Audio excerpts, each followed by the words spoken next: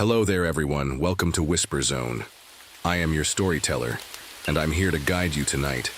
I know many of you use these videos to drift off to sleep, so before we begin, take a moment to like this video and subscribe to our channel. I'm always curious. Where are you watching from, and what time is it in your part of the world? Now, find your cozy spot and relax. Story 1. The fog wasn't natural. I knew it the moment I saw it crawling up the mountain like a living thing, moving against the wind. That's not how fog is supposed to work. I've been a park ranger here in the Great Smoky Mountains for only 3 months, but I've never seen anything like this. My name is William Harrison, and I wish I could tell you this was just another story about weird weather. But what happened in these mountains changed everything I thought I knew about the world. Changed me, too. It all started on a Tuesday morning in October. I was doing my usual patrol when the call came in on my radio. Another hiker had gone missing. The third one this month. Sarah Chen, 25 years old, an experienced hiker who knew these trails well. Her friends said she went to take some photos of the sunrise and never came back to camp. I remember standing at the trailhead, watching my breath make little clouds in the cold morning air. The mountains looked different that day. The usual peaceful feeling was gone, replaced by something that made the hair on the back of my neck stand up. The birds weren't singing. Even the crickets were quiet. In all my years as a detective in the city, I'd learned to trust that feeling in my gut when something wasn't right. As I started up the trail to look for Sarah, my flashlight began to flicker. Then my radio started making weird static noises. I checked the batteries in both. They were brand new. That's when I noticed the fog rolling in. It didn't flow like normal fog. It moved in patches, almost like it was searching for something. I've seen a lot of strange things in my career, both as a city detective and now as a park ranger, but this was different. The fog seemed to be watching me. I found Sarah's camera first.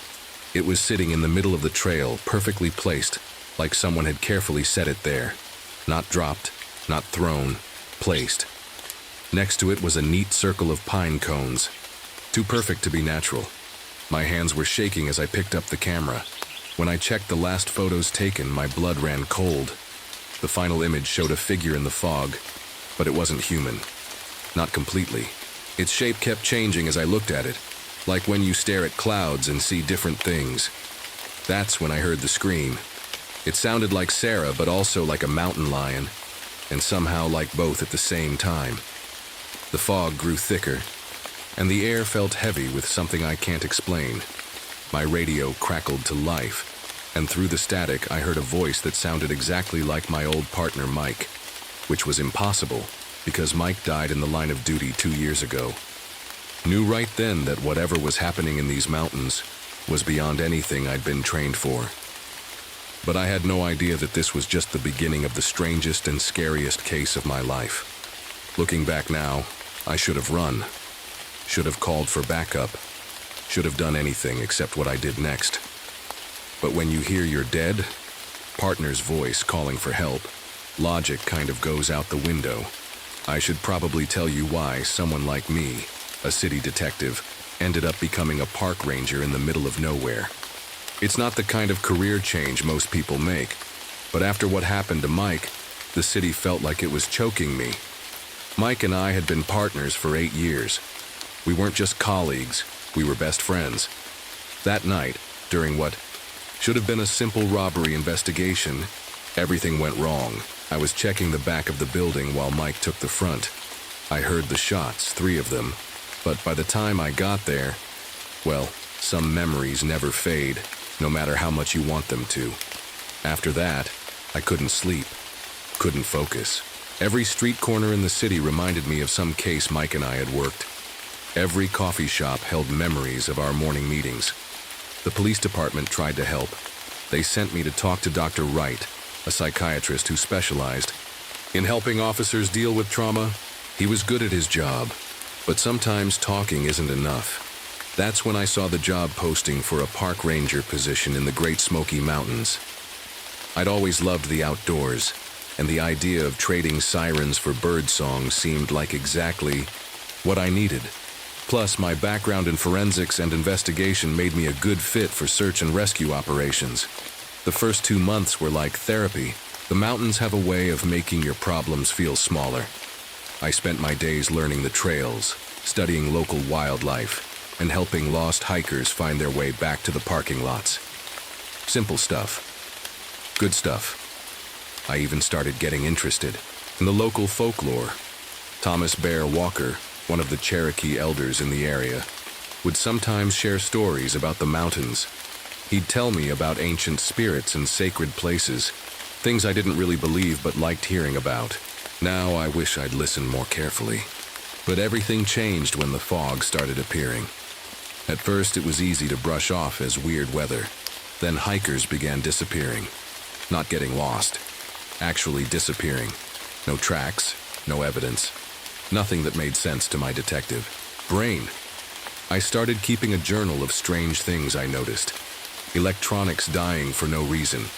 Animals acting weird, like that time I saw a whole flock of birds flying in a perfect circle. The way the fog would sometimes take shapes that looked almost human. The other rangers noticed too. Emily Cooper, who'd been here longer than any of us, said she could feel something was wrong. She'd grown up in these mountains and knew them better than anyone. When Emily said something wasn't right, it meant something. I had no idea then that my past as a detective and my new life as a ranger were about to collide in the worst possible way. Because whatever was out there in that fog, it knew things. Things about me, things about Mike, things no one could possibly know. And it was just getting started. The search for Sarah Chen turned into something I'd never experienced before. We started like any normal search operation. Gathered a team, got the dogs, and mapped out the area.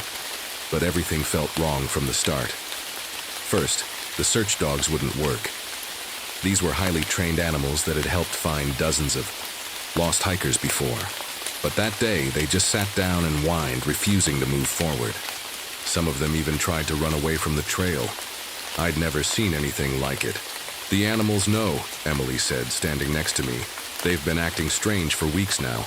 Last Tuesday, I saw a whole herd of deer standing completely still, all facing the same direction, like they were listening to something we couldn't hear. We split into teams to cover more ground. I took the north trail with Emily, while other rangers covered the south and east. That's when things got really weird.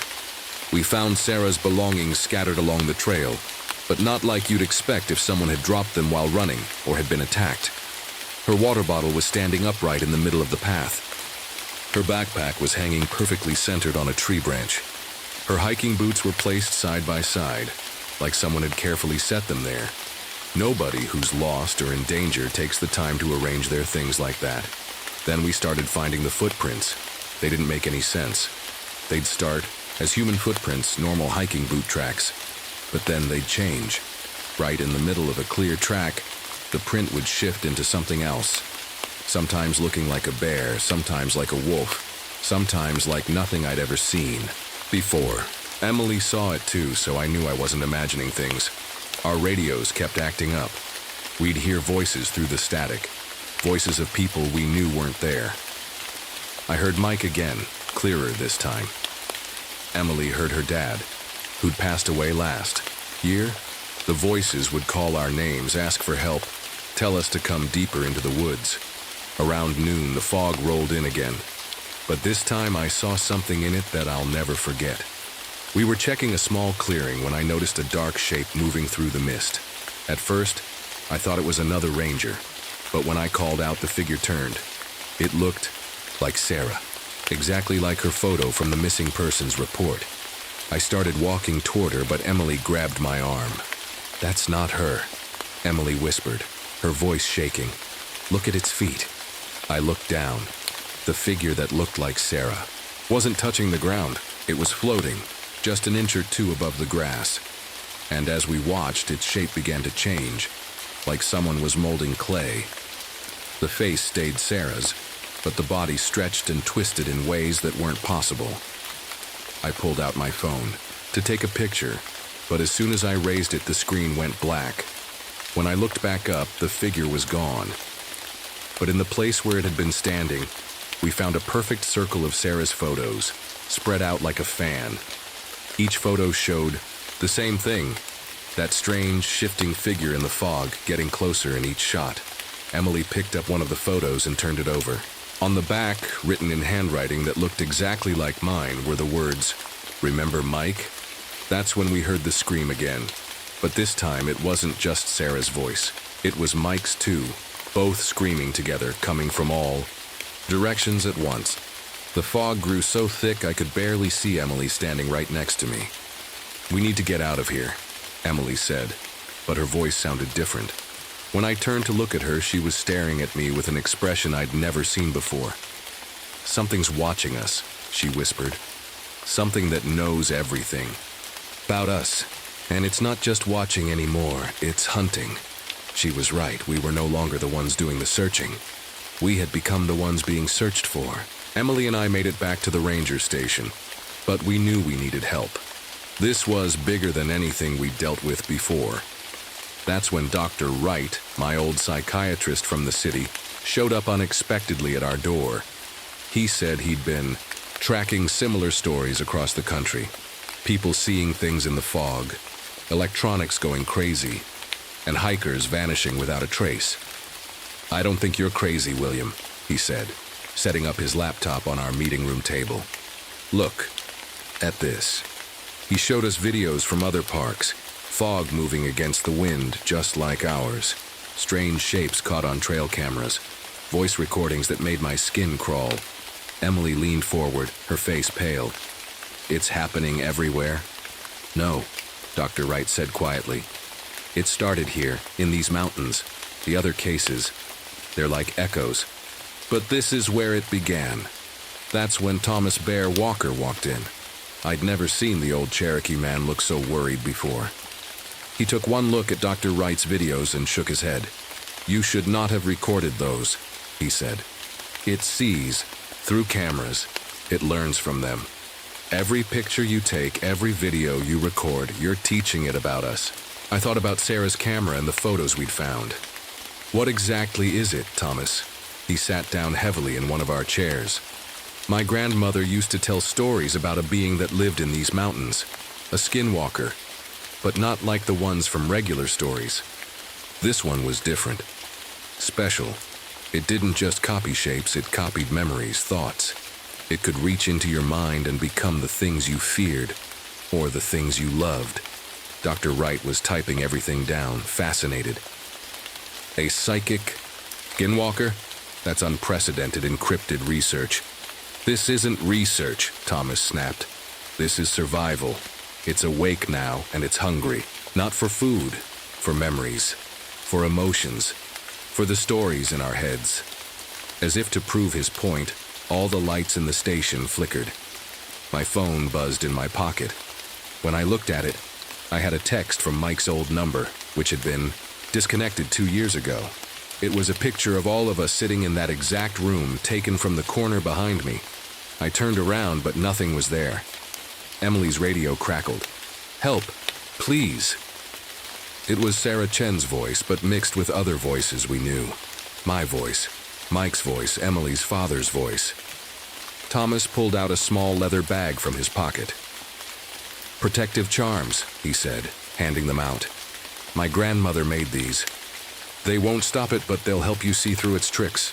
"How do we fight something like this?" I asked. "You don't," Thomas said. "Not directly. It's too strong for that. But there are ways to trap it, ways to bind it. My people did it once before, a long time ago. But the price..." He looked down at his hands. "The price is high." Dr. Wright was still taking notes. "We need to document everything. If this entity is real, the world needs to..."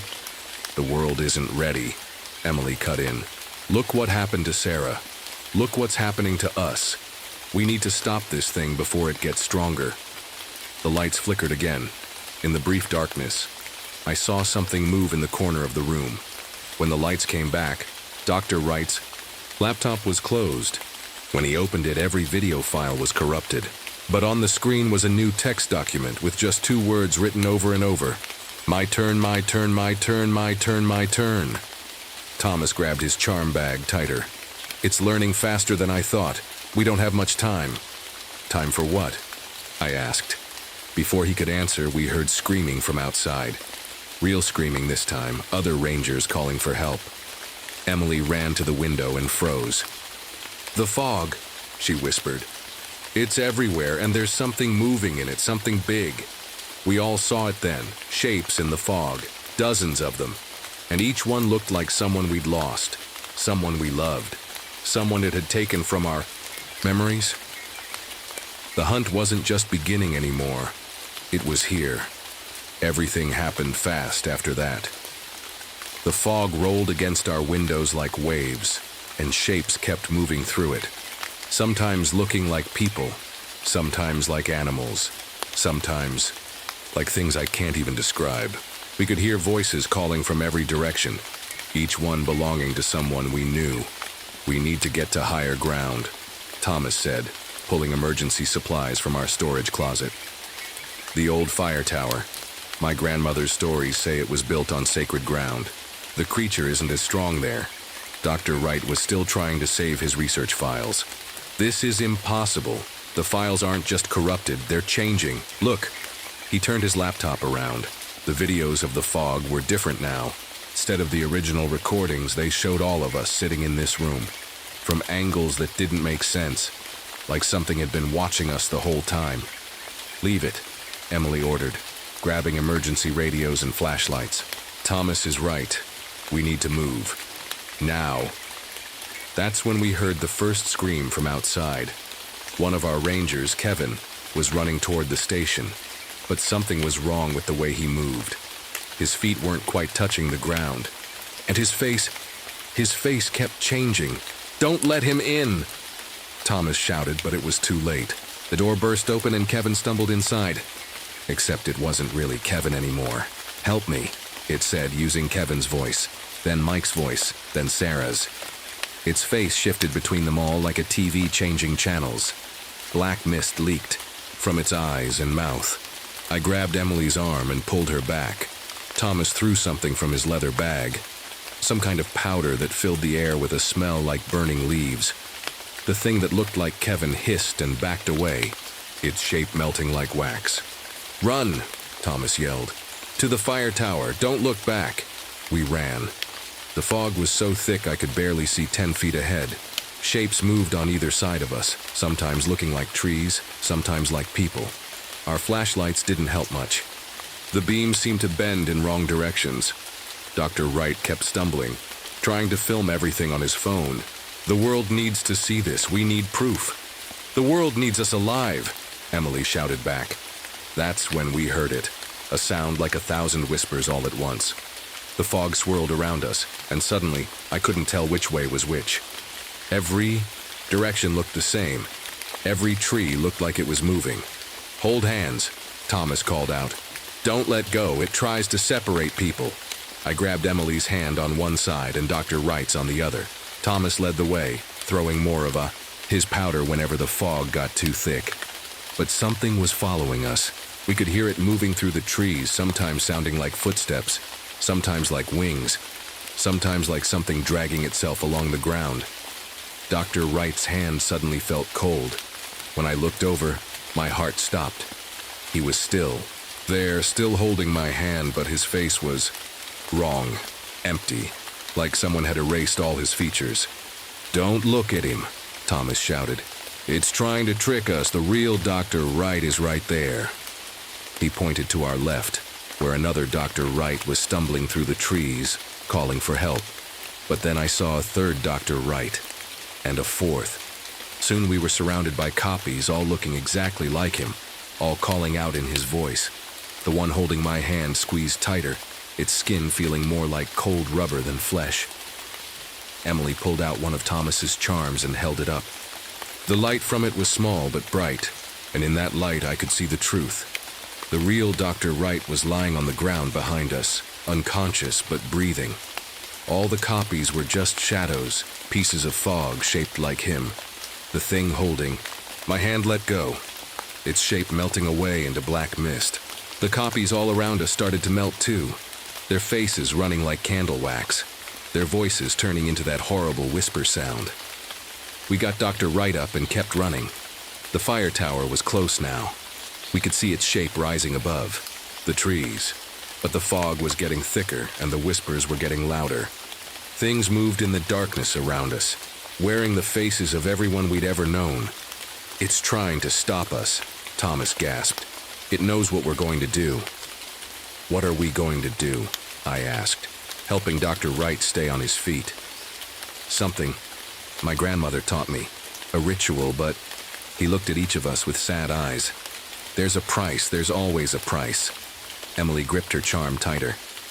"Whatever it is, it's better than letting that thing take more people." The fire tower was just ahead now, but standing between us and it was something that made us all stop cold. It was Sarah Chen, the real Sarah Chen this time, not a copy. She was alive, but her eyes were wrong, empty, like windows into a dark room. "Don't you want to find me?" she asked. But her voice wasn't just her voice anymore, it was everyone's voice. Every person who had ever gone missing in these mountains. "Don't you want to save us?" Behind her, the fog began to take shape. The biggest shape we'd seen yet. And as it formed, I realized with horror that it was wearing every face at once. Every person it had ever taken. Every memory it had ever stolen. The real battle was about to begin. The thing wearing Sarah's face smiled at us, but the smile went too wide, stretching past where a normal smile should end. Behind her, the massive shape in the fog kept changing. One moment looking like a giant wolf, the next like a bear, then like a crowd of people all merged together. "We have to get past her," Thomas whispered. "The tower is our only chance." Dr. Wright stepped forward, still holding his phone. "Sarah, if you can hear me, we're here to help." "Help?" Sarah's head tilted at an impossible angle. "Like you helped Mike William?" My heart stopped. She was using Mike's voice now. "You let me die," Sarah said in Mike's voice. "You checked the back while I took the front. You knew it was a trap. You knew, and you let me go anyway. Don't listen." Emily grabbed my arm. "It's trying to get in your head." But the words hit me hard, because deep down that was my biggest fear, that I could have saved Mike that night. That I made the wrong choice. The fog creature seemed to grow larger, feeding off my doubt. Sarah's shape began to change, her skin turning to black mist, her body stretching taller. Now she looked like Mike, exactly as he did that last night. Dr. Wright started backing away. "This isn't possible, this can't be real." He turned to run, but stopped suddenly. Behind us were more shapes in the fog, copies of ourselves, all walking closer, all wrong in small, creepy ways. "The charms." Thomas pulled out his leather bag, but it was empty now. "No, it took them. It's learning too fast." Emily grabbed a branch from the ground. "Real or not, we're getting to that tower," she was right. I forced myself to look at the thing that looked like Mike. "You're not him," I said, my voice shaking. "The real Mike would want me to stop you," the creature hissed, its shape twisting. For a second I saw what it really was. Something ancient. Something hungry. Something that fed on fear and guilt and memories. It had been alone in these mountains for so long, and now it didn't want to be alone anymore. That's when Emily did something incredibly brave and incredibly stupid. She ran straight at the creature, swinging her branch. It passed right through the black mist, but it surprised the thing enough to make it step back. "Run!" she screamed. "I'll hold it." She didn't finish. The fog wrapped around her like a hand, lifting her off the ground. I started to run toward her, but Thomas grabbed me. "The tower," he shouted. "It's our only chance to save her." Dr. Wright was frozen, still filming. The creature turned its empty eyes toward him, and he finally understood. This wasn't research anymore. This wasn't something that could be studied or explained. This was survival. We ran for the tower. Behind us, Emily's scream turned into something else, that horrible whisper sound. I wanted to look back, but I knew if I did, I might see something I could never unsee. The tower stairs seemed to go on forever. Every step felt wrong, like the metal was shifting under our feet. The fog followed us up, and with it came voices. Everyone we'd ever lost, everyone we'd ever failed, all calling out at once. When we reached the top, Thomas pulled out one last thing from his pocket, a small, worn book with strange symbols on it. My grandmother's final gift, he said. The ritual that trapped this thing before, but he looked at each of us. It requires a sacrifice, a memory, something precious, something that makes you who you are. And this time, with how strong it's gotten, it might take more than that. Through the fog below, we could hear Emily calling for help. Her real voice this time, scared and alone. The creature was still coming, wearing 1,000 faces at once, hungry for more memories, more lives, more stories. We had to choose, right now. Save Emily, stop the creature, but lose part of ourselves forever. The kind of choice that changes you, no matter what you decide. Sometimes the scariest part isn't the monster. It's having to decide what you're willing to give up to stop it. Thomas opened the old book with shaking hands while Dr. Wright and I kept watch. The fog was swirling around the tower now, and in it we could see everyone. Sarah, Emily, Mike, and dozens of others we didn't recognize. All those lost souls, all those stolen memories. The ritual requires 3 anchors, Thomas said, his voice barely a whisper. 3 memories so powerful that the creature will be drawn to them. But once we use them as bait, we'll lose them forever. Not just the memories, but everything connected to them. What does that mean? Dr. Wright asked, finally putting his phone away. It means if I use my memory of my grandmother, I won't just forget her. I'll forget everything she ever taught me. Every story, every lesson. It will be like she never existed in my life. My throat went dry. And if I use my memory of Mike, you'll forget your whole time as a detective, everything you learned, everything you were. The creature was getting closer.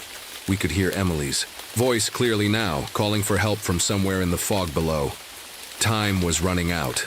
I'll do it, Dr. Wright said suddenly. My research, my whole career studying the supernatural. It's what this thing wants most from me anyway, Thomas nodded and turned to me. The question hung in the air. What memory would I give up? That's when I heard Mike's laugh from the fog. The real laugh, not the creature's copy. A memory so bright and clear it hurt. All our years working together, all the lives we'd saved, all the lessons he'd taught me. Could I really give that up? But then I thought about Sarah, about Emily, about all the other people this thing would take if we didn't stop it. Mike would have made the same choice. My time with Mike, I said, my voice stronger than I felt. Use it. Thomas began to read from the book, words in a language I didn't understand. The fog pressed closer, hungry for the memories we were offering. I could feel Mike's memory starting to fade already, like a photo left in the sun too long.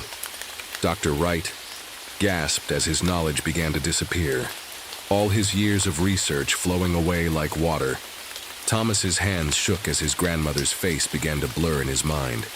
The creature roared, a sound made of 1,000 voices all screaming at once. It rushed at us, a massive wave of black mist and stolen faces, but now it was caught, pulled, by the power of the memories we were giving up, like a moth drawn to 3 bright flames. Hold on, Thomas shouted as the tower shook. Don't let go of the memories until I finish the words. The creature was almost on us now. Through the fog, I saw Emily lying unconscious on the ground below. We had one chance to make this right. I closed my eyes and held on to my last memory of Mike, feeling it burn bright one final time before everything changed forever. I remember the light. It burst from the tower like a sunrise, pushing the fog back, making the creature shriek with 1,000 voices. Then everything went quiet. We found Emily at the bottom of the tower, alive but different. She remembers shapes, in the fog, but says it feels like trying to remember a dream. Sarah Chen was there too, along with 3 other missing hikers. They were all alive, but none of them could remember what happened to them. Dr. Wright left the mountains the next day. He doesn't study strange events anymore, doesn't even believe in them. Sometimes he gets this confused look when people ask him about his old research, like someone trying to remember a song but can't quite catch the tune. Thomas still works with the local Cherokee community, but he never mentions his grandmother now. It's like there's an empty space in his stories where she used to be. But sometimes, when the fog rolls in, he still throws salt over his shoulder without knowing why. As for me, there's a gap in my memories. I know I used to be a city detective, but I can't remember my partner's name or face. There's a photo on my desk of me receiving an award, standing next to someone whose face is just a blur to me now. Should bother me more than it does. The fog still appears in the Great Smoky Mountains, but it's normal fog now. Just water in the air, nothing more. The animals are calm, the hikers are safe. No more strange footprints, no more voices in the static. But sometimes, on quiet nights when I'm doing my ranger rounds, I feel like someone's walking beside me, someone I used to know. And even though I can't remember them, I know they'd be proud of the choice I made. Some prices are worth paying, even if you can't remember why you paid them. Story 2. The radio crackled with static as another desperate call came in. Third missing climbers group in 2 weeks. I stared out the frost-covered window of my ranger station, watching the snowstorm rage harder than I'd ever seen in my 15 years at Mount Baker. Something wasn't right about this winter. I could feel it in my bones. My name is Frank Morrison, and I've been a park ranger here for what feels like forever. Most people know me as the guy who takes on the rescues others won't touch, the impossible cases. But after losing Mike, my climbing partner on Everest last year, these rescue missions have become more than just a job. They're my way of making sure no one else has to feel what I felt that day, watching helplessly as the mountain took someone I cared about. I rubbed my hands together, trying to get some feeling back into my fingers. The thermometer outside read 40 degrees, which was impossible for Mount Baker. We just don't get temperatures that low here. But that wasn't even the strangest thing.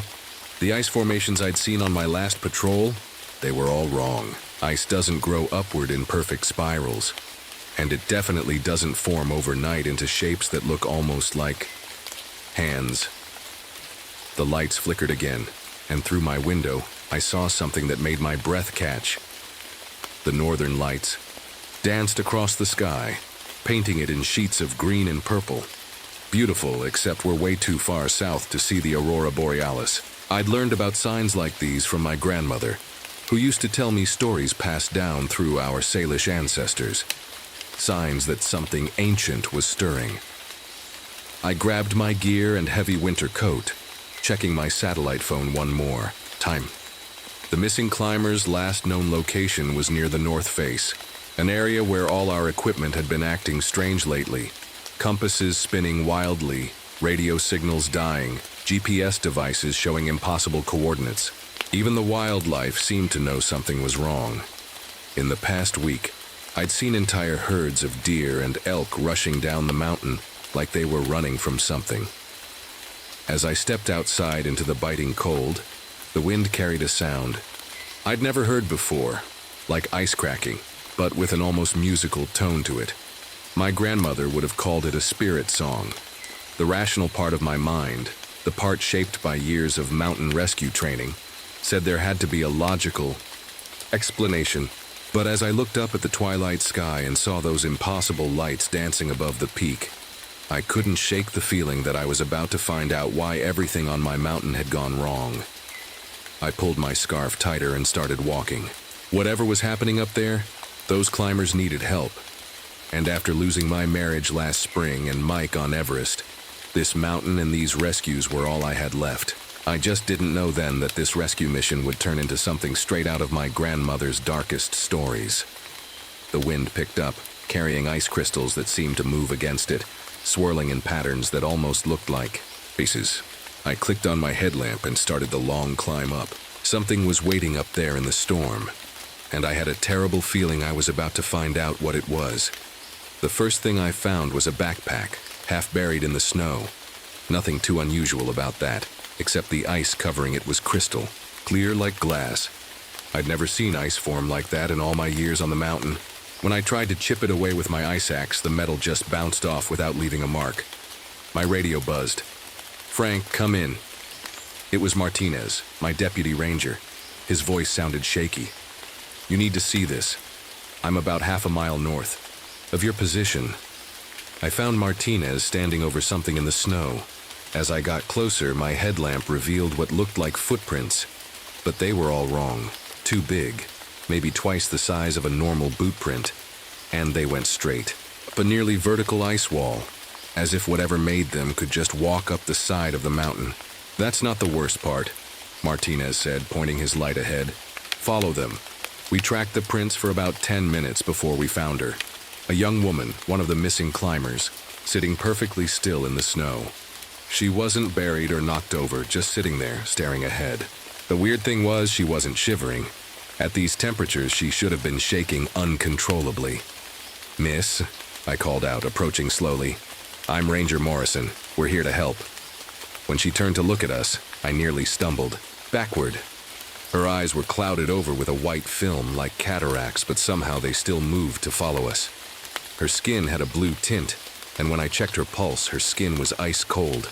But impossibly, she was alive. So hungry. Her voice came out in a whisper that made the hair on my neck stand up. It didn't sound quite human anymore. The cold, it's inside me now. Martinez reached out to help her up, but I grabbed his arm. Something was very wrong here. In all my rescue missions, I'd never seen anyone survive temperatures this low. And the way she was looking at us, need meat, she growled. The sound echoed off the ice walls around us. When she opened her mouth, I saw her teeth had somehow grown sharper. Raw, fresh. Back up, I told Martinez, slowly. That's when we heard it, a sound like ice cracking, but it was coming from her body.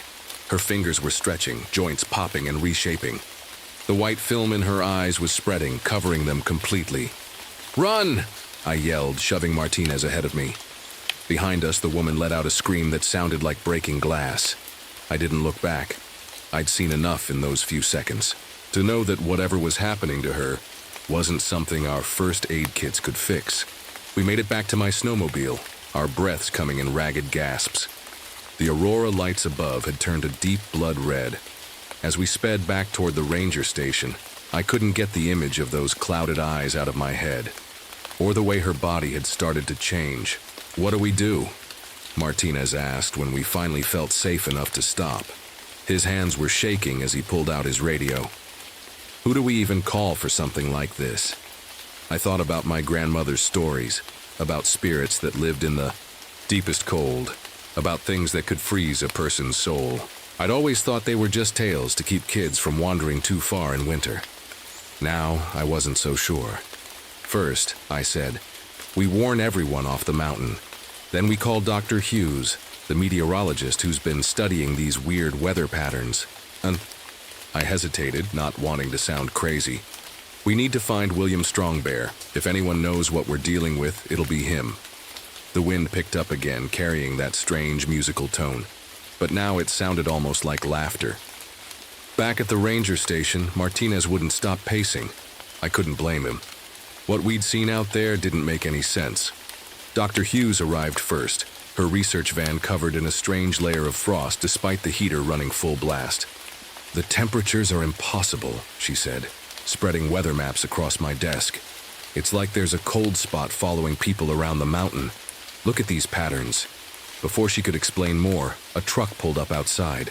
William Strongbear stepped out, his old face grave. He was the most respected guide in the area, and someone my grandmother had told me to trust.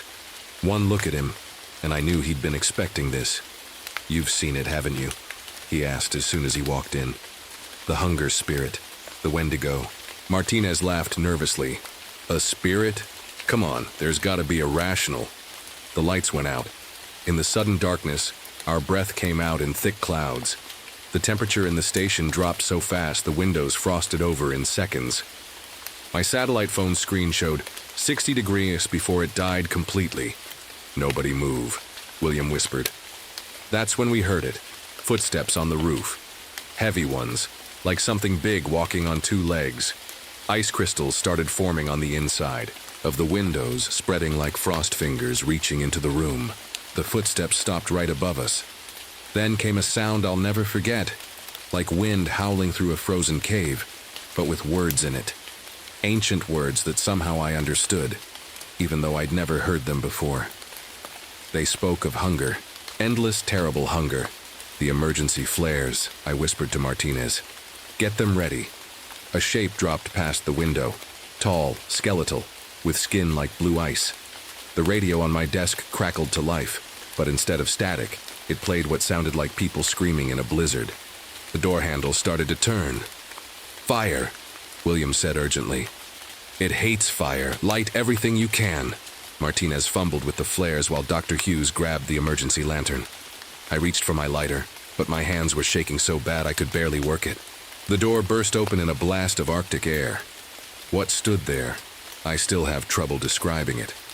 It was like someone had taken a human body and stretched it all wrong. Its arms hung down to its knees, fingers ending in ice-like claws. Its face was mostly mouth, rows of icicle teeth in a head that looked too much like the missing woman we'd found earlier. But its eyes, they were the worst part. They glowed with a pale blue light, and when they looked at you, you could feel the cold reaching into your soul. Martinez got his flare lit first.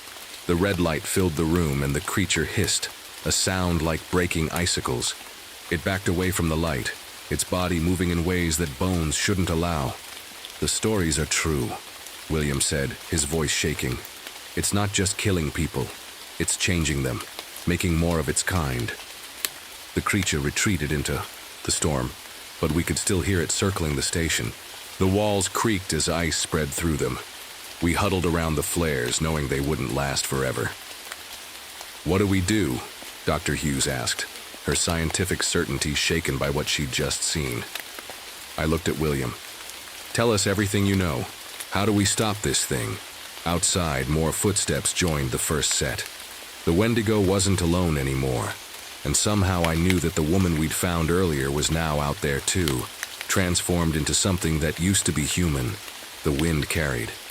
Their hunger sounds around the station, and I realized with growing dread that this was just the beginning. We spent the night huddled around our emergency heaters, taking turns watching the windows. None of us slept much.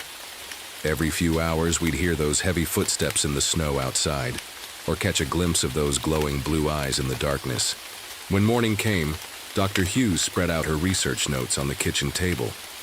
Her hands were shaking as she pointed to different weather charts. Look at this, she said, showing us a map covered in blue circles.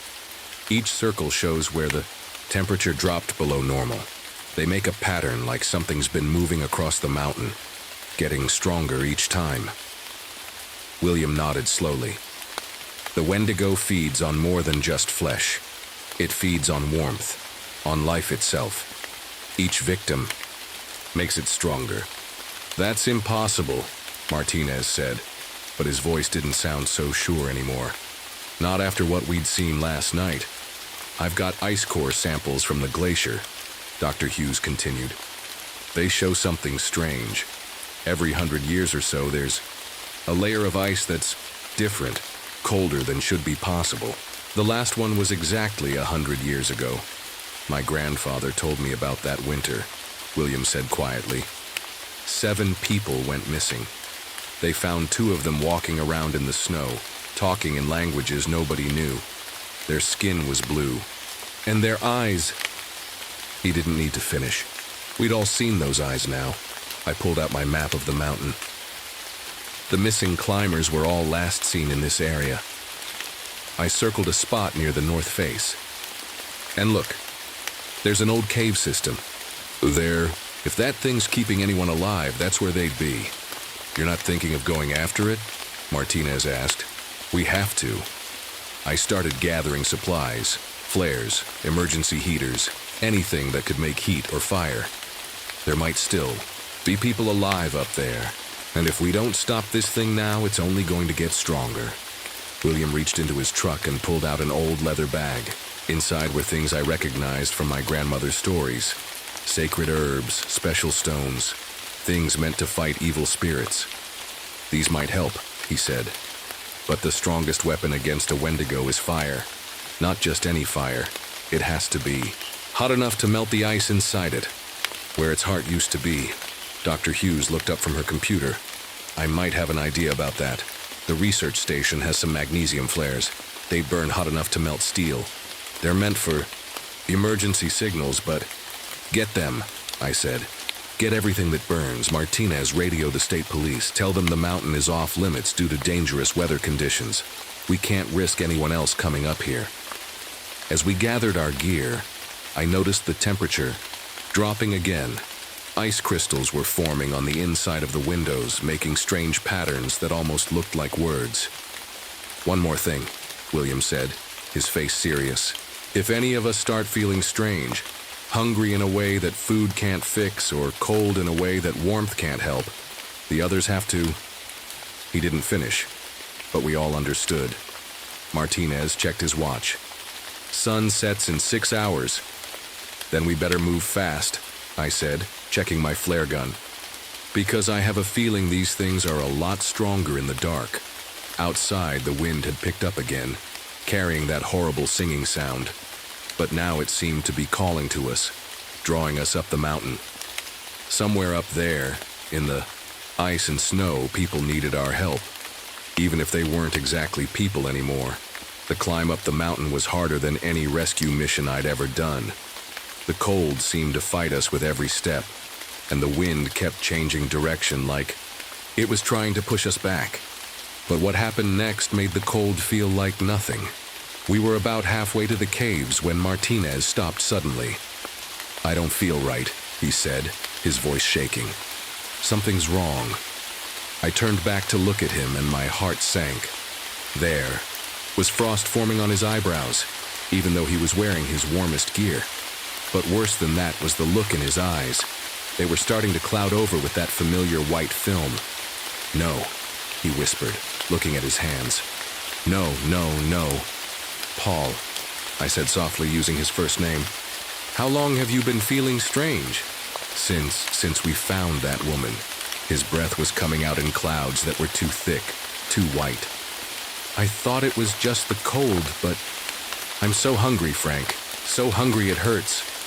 Dr. Hughes reached for her medical kit, but William held her back. It started, he said sadly.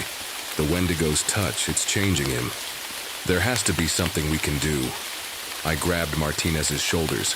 He was my friend, my partner on countless rescues. I couldn't lose him like this. Fight it, Paul. You're stronger than this thing. Martinez looked at me, and for a moment, I saw my friend in there fighting. But then his body jerked and I heard that horrible sound. The cracking of ice, but it was coming from inside him. Get back! William yelled, pulling me away. We watched in horror as Martinez fell to his knees. His fingers were stretching, the joints popping and reforming. But the worst part was that he was still talking, still aware. I can feel it, he gasped. The cold. It's inside me, in my blood, in my bones. He looked up at me with eyes that were now more white than human. Help me, Frank, please. I reached for my flare gun. Maybe if we stopped it now before the change was complete. But Martinez screamed, a sound that started human and ended in that glass-breaking shriek we'd heard before. His body was getting taller, stretching in, ways that shouldn't be possible. Ice was forming on his skin, not like frost, but like his skin was turning into ice itself. Frank, he said, and it was still his voice, just barely. Run, I can't stop it, the hunger, it's too strong. His last human words came out in a whisper. I'm sorry. Then his face changed, mouth stretching wide, teeth turning to icicles. The thing that used to be my friend stood up. Too tall now, joints bent the wrong way. Those glowing blue eyes looked at us, and there was nothing left of Martinez in them. Go. William shoved me hard as the creature lunged. We ran, the sound of breaking ice and inhuman screams following us through the snow. Dr. Hughes was crying as we ran, and I realized I was too. The tears froze on our faces. Behind us, a second howl joined the first. Another Wendigo, answering. Its new brother's call. The caves, I gasped. We have to make it to the caves. But now we weren't just fighting against the cold and the original Wendigo. We were running from someone who knew all our tactics, all our plans. Someone who used to be my friend. The sun was starting to set, painting the snow blood red. And in the growing darkness, I could see more shapes moving on the mountain, all of them tall, all of them hungry. We barely made it back to the ranger station. The Wendigos, there were at least 3 of them now, had forced us away from the caves, herding us like wolves hunting prey. One of them was Martinez, moving in ways I tried not to think about, using everything he knew about mountain rescue against us. "Block the doors!" I shouted as we stumbled inside. "Everything you can find. Furniture, equipment, anything." Doctor. Hughes dragged a heavy desk while William and I pushed filing cabinets against the windows. Outside, the sun had almost set, and the wind was screaming with those awful hunger voices. "The generator," Dr. Hughes said suddenly. "We need heat, lots of it." She was right, the temperature was dropping fast. I could see our breath getting thicker in the air. Ice was already starting to creep under the doors and around the window. James. I ran to the backup generator outside, my hands shaking as I tried to start it. The metal was so cold it burned to touch. Just as it rumbled to life, I heard something moving in the darkness behind me. I spun around, flare gun raised. A pair of blue eyes glowed in the shadows. Martinez, or what used to be Martinez, stood there, his now huge body swaying like a tree in the wind. Frank. His voice was different now, like ice scraping on glass, but I could still hear a tiny bit of my friend in it. "So, hungry?" I fired the flare. The red light blazed through the darkness, and the creature that had been Martinez leaped back. With an inhuman shriek, I ran for the station door, slamming it behind me just as something heavy crashed against it. "The heaters," William said, plugging in every electric heater we had. "Keep them running, they hate the heat." Crash! A window shattered in the back room. Dr. Hughes screamed. Cold air rushed in, and with it came the sound of claws on wood. The walls groaned as ice spread through them like veins. The flares. I tossed the magnesium flares to William. "Hughes, get the thermal charges ready." An ice claw punched through the wall next to me. I jumped back, feeling the cold radiating from it like a freezer opened in summer. We were trapped, and our enemies knew every inch of this station. The roof creaked above us. They were up there too, their weight making the whole building shudder. The emergency lights flickered as the generator struggled against the supernatural. Cold. "Look," Dr. Hughes whispered, pointing at the walls. The ice spreading through them was making patterns, not random ones, but shapes that looked like ancient writing. William's face went pale when he saw them. "They're not just trying to get in," he said. "They're changing the station itself, making it their den." A horrible crack split the air as the front door began to splinter. Through the gaps, I could see those glowing eyes, too many of them now to count. The Wendigos were done playing with their food. They were coming in. Dr. Hughes grabbed the last working radio. "Mayday, Mayday! This is Mount Baker Research Station. We need immediate..." The radio died with a burst of static that sounded like laughter. The lights went out next, plunging us into darkness broken only by our emergency lanterns and the blue glow of inhuman eyes outside. "The storage room," I said, trying to keep my voice steady. "It's got metal walls. We can hold up there, try to..." Another crash cut me off. Part of the ceiling caved in, letting in a blast of Arctic air and something. Toll and hungry, we ran for the storage room as ice spread across the floor behind us like a living thing. Our last stand was about to begin, and we all knew our chances of surviving the night were getting smaller by the second. The storage room felt smaller with each passing minute. Ice crept down the metal walls despite our heaters, and the pounding from outside got louder and louder. We could hear them moving around the station, scraping, scratching, looking for a way in. "The magnesium flares are our last chance," Dr. Hughes said, checking our supplies. "We have 3 left." William was drawing symbols on the door with some kind of powder from his bag. "These might slow them down, but we need a real plan." He looked at me. "You know the mountain better than anyone, Frank. Think." I closed my eyes, trying to focus past the sounds of ice cracking and those horrible hunger cries. Then it hit me. "The fuel tanks?" I said. "For the emergency generators. They're right under this room." Dr. Hughes caught on quick. "Gasoline and the thermal charges." We could burn the whole place down, I finished. Hot enough to... A huge crash cut me off. The door buckled inward, frost spreading across it like spider webs. Through the gaps, I saw those blue eyes again. Martinez was out there, leading the eye. Others right to us. We have to get to the basement, I said. But they're blocking the way. I'll lead them off. William started gathering the flares. You two set the charges. That's suicide, Dr. Hughes protested. I'm old, William said with a sad smile. I've lived my life, and my grandfather always said our family would have to face this thing one day. Before we could stop him, he threw open the door and ran out, shouting words in his native language. The Wendigos screamed, that awful glass-breaking sound, and we heard them chase after him. Come on, I grabbed Dr. Hughes's arm. We can't waste this chance. We ran through the frozen station, trying not to look at the ice sculptures that used to be furniture. The basement door was covered in frost, frozen shut. I had to break it open with my ice axe. The fuel tanks were giant metal cylinders, crusted with ice, but still intact. We started placing the thermal charges around them, trying to work fast in the dim light of our last lantern. That's when we heard William scream from somewhere above, a crash behind us. Martinez had found us. He filled the doorway, his transformed body even taller than before. Those blue eyes fixed on me, and for a second I saw something flicker in them. Recognition. Pain. The charges aren't set, Dr. Hughes whispered urgently. I made my decision. Get behind the tanks. When I say run, head for the emergency exit. Frank, no. Just do it. I faced Martinez, holding our last flare. Hey, Paul, I said softly. Remember that rescue on the south face last year? When we saved those kids in the snowstorm? I took a step forward. Remember how you said this job was about helping people? The Wendigo hesitated. The blue glow in its eyes flickered.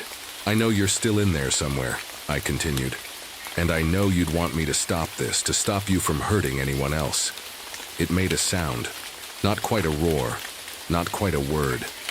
Ice spread from its feet, crawling toward me. I'm sorry, my friend, I whispered, and lit the flare. The Wendigo lunged just as I threw the flare at the tanks. Run! I shouted to Dr. Hughes. The creature's claws caught my arm as I turned, cutting deep. The cold of its touch felt like it went straight to my bones.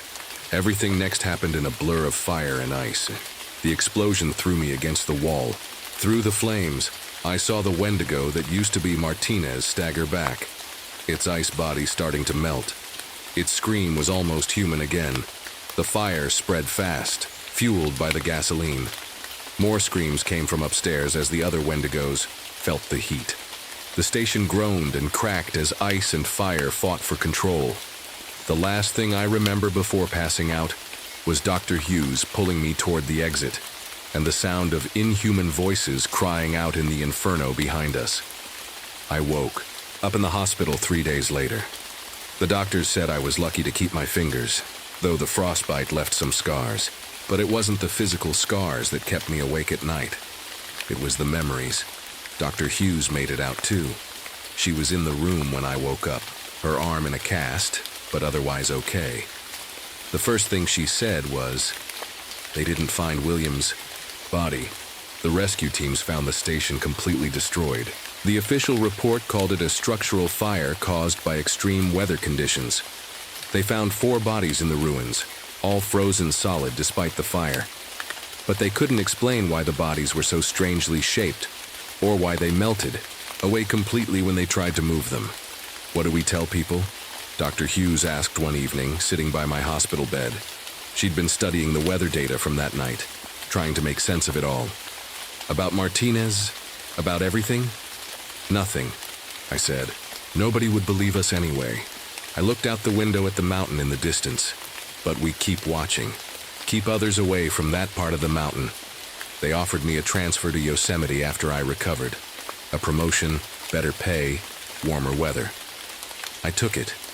Some might call it running away, but when you've seen what I've seen, you learn to trust your instincts about where you don't belong anymore. But I still keep in touch with Dr. Hughes. She sends me weather reports from Mount Baker every winter. The temperatures there have never gone as low as they did that night, but sometimes when storms roll in, she says she can hear strange sounds in the wind. Last week, she sent me a photo that gave me chills. New ice formations on the north face, growing in spiral patterns, and in the background, even though it was too far south and the wrong time of year, lights in the sky that looked a lot like the aurora borealis. I called her right away.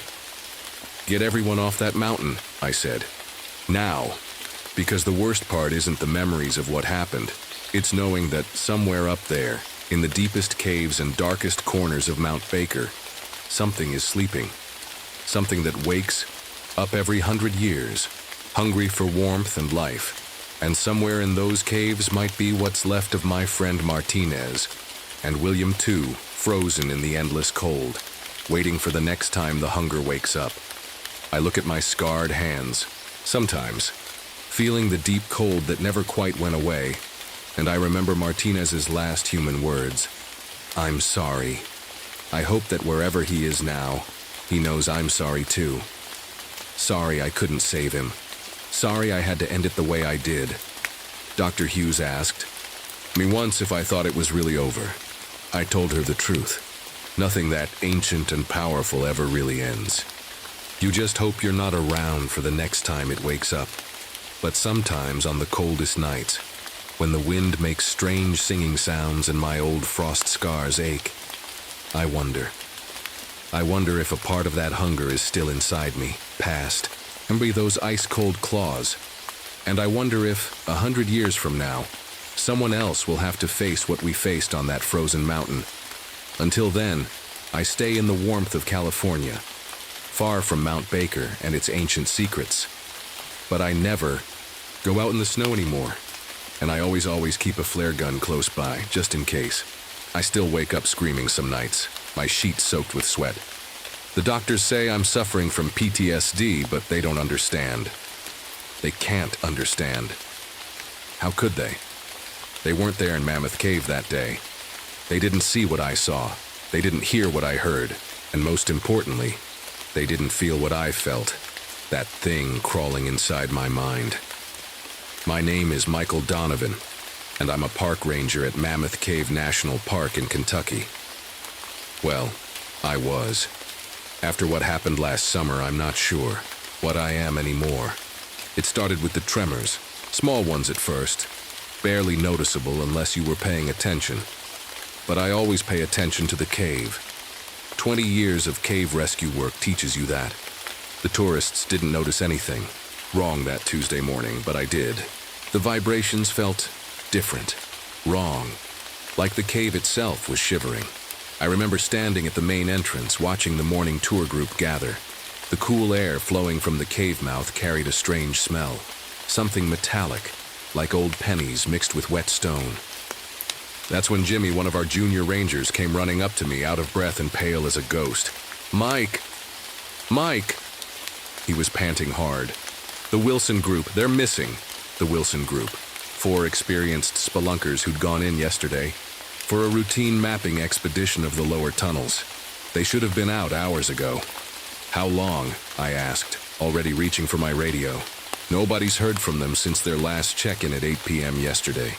Their emergency beacon. It's just gone dark. That's when I felt it again, stronger this time. The whole entrance platform trembled under my feet. The tourists stopped, chatting, looking around nervously. Deep in the cave, something rumbled. Not like normal cave sounds. I know all of those by heart. This was different. It almost sounded like a laugh. My radio crackled to life. Static at first, then a voice. But it was distorted, warped somehow. "Help. Something down here not natural. Oh God, it's eyes." The transmission cut off. The tourists were staring at me now. I could see the fear starting to spread across their faces. I did what any good ranger would do. I smiled and assured them everything was fine. But I knew better. In all my years of cave rescue, I'd never felt such dread. I didn't know it then, but that morning was the beginning of the worst week of my life. A week that would cost me my career, my peace of mind, and nearly my sanity. But most importantly, it would cost. The lives of 7 good people. This is my story, a warning, really, about what we found in the deep dark of Mammoth Cave. About the thing that was waiting for us down there. The thing that's probably still waiting. I quickly gathered my rescue team. In situations like this, you want people you can trust with your life. And believe me, I'd trusted these people with mine more times than I could count. First, there was David Wilson. He's been mapping caves longer than I've been alive, I think. Picture a tall, skinny guy with gray hair who knows every twist and turn of Mammoth Cave like you know the way to your kitchen at night. He always carried this old, beat-up notebook filled with hand-drawn maps. Paper never runs out of batteries, he'd say with a smile. Then there was Dr. Rachel Martinez. She's our rock expert, a geologist who studies how caves form. She's small but tough, the kind of person who can squeeze through tiny cave passages that would make most people panic. She showed up wearing her lucky red bandana just like always. "The seismic readings are off the charts, Mike," she said, spreading out some papers on my office desk. "These patterns, I've never seen anything like them. It's like something's moving down there, something big." The last person to join us was Samuel Gray Wolf. He wasn't officially part of our team, but the local Native American tribes had been here long before Mammoth Cave became a park. Samuel knew stories about the caves that weren't in any of our guidebooks. He was an older man with kind eyes, but when he walked in that morning, those eyes were worried. "My grandfather used to tell me stories," he said quietly, "about things that lived in the deep parts of the cave, things that should be left alone." He was holding something in his hand, a small leather pouch with markings I didn't recognize. I had to push those thoughts aside. Right now, we had 4 missing people to find. I spread out the cave map on the table, my hands shaking slightly as I marked their last known location. "Okay, here's what we know," I said, trying to keep my voice steady. The Wilson group was mapping this new passage they found in the lower section. Their last radio check-in was normal, but then nothing. Their emergency beacon stopped working 6 hours ago. David traced the route with his finger. That's a tricky area. Lots of tight spots, unstable ground. But they knew what they were doing. Something must have gone wrong. Rachel was studying her data again. The tremors started right after their last check-in. And look at this pattern. She pointed to a series of waves on her papers. It's like something's pulsing down there. I didn't like how this was adding up. In my 20 years of rescue work, including my time as a Navy SEAL, I'd learned to trust my gut. And right now, my gut was screaming that this wasn't just a normal cave accident. I thought about my brother Tom. He died in a cave collapse. 10 years ago, I was the one who found him. Sometimes I still hear the sound of falling rocks in my nightmares, but this felt different. Worse somehow. We gathered our gear, ropes, helmets, lights, first aid kits, extra batteries. Lots of extra batteries. Samuel insisted on bringing his pouch of protective herbs. Normally, I might have smiled at that, but today I was grateful for any help we could get. Before we left, I made one last radio call to the surface team. "This is Donovan, we're heading in. If you don't hear from us every 2 hours, send backup and..." I hesitated, then added, "If you don't hear from us in 24 hours, seal the entrance." Rachel looked at me sharply. "Mike, that's not protocol." "Neither are these readings of yours," I replied, "or these tremors, or any of this." We stood at the cave entrance, our headlamps cutting through the darkness. The cool air flowing out of the cave still carried that weird metallic smell. Stronger now. David adjusted his helmet. Rachel checked her instruments one last time, and Samuel quietly murmured what sounded like a prayer. I took a deep breath and stepped into the darkness. The cave seemed to swallow our light, like it was hungrier than usual, like it had developed a taste for it. I didn't know it then, but we were walking into something much worse than a simple rescue mission. Something that would test not just our survival skills, but our grip on reality itself. The cave mouth closed behind us like a giant mouth. Our footsteps echoed off the walls, each sound bouncing back slightly wrong, as if the cave was learning to mimic us, learning to speak.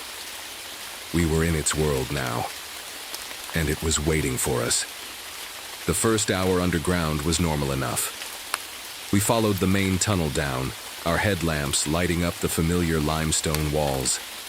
The sound of our boots on the rocky ground echoed back to us, click, clack, click, clack.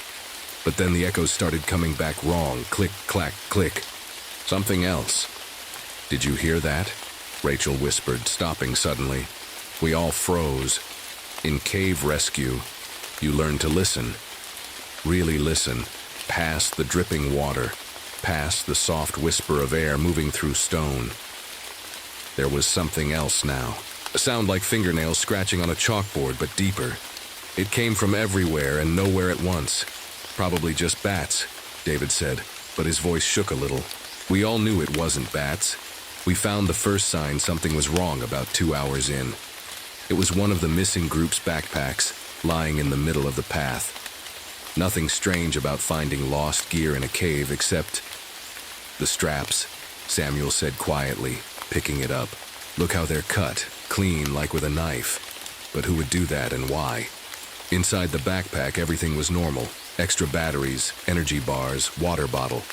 But the radio was missing, just like our radios, which had stopped working an hour ago. We'd assumed it was because we were too deep underground, but now I wasn't so sure. That's when Rachel's equipment started going crazy. Her little handheld device that measured the cave's temperature and air quality was beeping like a broken alarm clock. This can't be right, she muttered, smacking it against her palm. It says the air temperature just dropped 20 degrees. But I don't feel... She stopped mid-sentence. We all felt it then, the cold. It hit us like a wave, turning our breath into little white clouds. The kind of cold that seeps into your bones and makes you forget what being warm feels like. David pulled out his map, hands shaking either from cold or fear, probably both. We're getting close to where they were last seen. That new passage should be just ahead. We rounded a corner and found it. A crack in the wall that hadn't been there 2 days ago, according to the maps. It was about as wide as a doorway, but shaped all wrong. Like something had pushed its way through from the other side. The walls around the crack were covered in markings. Not spray paint or normal graffiti. These looked like claw marks. Big ones. And they seemed to glow faintly in our headlamps, with a sickly greenish color that made my stomach turn. Mike, Samuel said softly, touching one of the marks. These are fresh. The stone's still warm. That's when we heard the scream. It came from deep inside the new passage. A human scream that turned into something else halfway through. Something that made all the hairs on my neck stand up. That's Lisa's voice, David said. Lisa was one of the missing spelunkers. We have to... The rest of his words were cut off by a sound I'll never forget. Like 1,000 voices whispering at once, but not in any language I'd ever heard. It seemed to come from inside my own head. Our headlamps flickered, just for a second. But in that second of darkness, I saw something move in the passage ahead. Something that shouldn't have been able to fit through that crack in the wall. Something that moved in ways nothing should move. When the lights came back on, Rachel was staring at her hands like she'd never seen them before. Did anyone else feel that? Like something was touching my mind. I knew exactly what she meant. For a split second, I'd felt it too. Like icy fingers flipping through my thoughts like pages in a book. Samuel pulled out his leather pouch, his hands trembling as he sprinkled some kind of herb in a circle around us. My grandfather's stories, he said. They weren't just stories. That's when David's radio, which hadn't worked in hours, suddenly crackled to life. A voice came through, distorted and strange, but we all recognized it. It was David's voice. Except David was standing right next to me and his radio was switched off. Help, please, and it's in here with us. It's in our heads. Don't come, don't. The radio went silent. We all stared at David, who looked as scared as I'd ever seen him. That's impossible, he whispered. That's... Another scream echoed through the passage. Closer this time, much closer.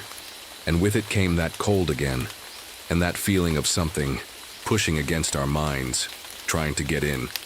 Our headlamps started flickering again, faster now, like they were having seizures. In the strobe light effect, I saw more movement ahead. Shadows that moved against the darkness. Shapes that shouldn't exist. "We need to go," I said, trying to keep my voice steady. "Now." But as we turned to leave, we all saw it. All the marks we'd made on the walls to find our way back. The chalk arrows, the ribbon markers. They were gone. And the passage behind us looked different. Wrong. The cave was changing. And we were trapped inside it. That's when I realized this wasn't going to be a normal rescue mission. We weren't just looking for missing people anymore. We were fighting for our own survival. Against something that could change the cave itself. Something that could get inside our heads. And it was hunting us. No one wanted to go deeper into the cave, but we didn't have a choice. The passage behind us had changed so much we couldn't recognize it anymore. Our only option was to push forward and hope we'd find the missing team. "Stay close," I whispered. "Whatever happens, we stick together." We moved slowly through the new passage, our lights bouncing off walls that seemed to sweat some kind of black liquid. Every few steps, Rachel would stop to check her instruments, but they were all going haywire now, spinning in circles or showing impossible readings. That's when David started acting strange. At first, it was little things. He kept stopping, to stare at blank walls, mumbling to himself. When I asked him what he was looking at, he just shook his head like he was trying to wake up from a dream. "The walls," he kept saying. "They're moving. Can't you see them moving?" I couldn't, but I could feel something watching us. You know that feeling when you're alone in a room, but suddenly you're sure there's someone behind you? It was like that, but 100 times worse. Rachel was the first to spot one of the missing spelunkers. "Over there!" she shouted, pointing. Her light at a small side tunnel. I saw someone move. We rushed over, and that's when things got really bad. We found Lisa, one of the missing team members, standing with her back to us. She was completely still, like a statue. "Lisa?" David called out softly. "Lisa, it's David. Are you okay?" She turned around slowly. So slowly it made my skin crawl. Her eyes were open but completely white, like they'd been painted over. And her smile, it was too wide, stretching across her face in a way that wasn't human. "David," she said, but her voice came from everywhere at once. "You came to join us. It wants you to join us." That's when David screamed and fell to his knees, grabbing his head like it was about to explode. "Get out," he yelled. "Get out of my head." Lisa started walking toward us, still wearing that horrible smile. Her movements were all wrong, like a puppet being pulled by invisible strings. Behind her, I saw something shift in the darkness, something huge. Samuel grabbed his pouch and threw some kind of powder in the air between us and Lisa. Where it fell, the air seemed to spark and crackle. Lisa stopped moving. For a second, her face changed. The smile dropped and her real eyes showed through. "Run," she whispered in her normal voice. "Please, run." Then her face twisted back into that awful smile, and she lunged at us faster than anything should. Be able to move. We ran. What else could we do?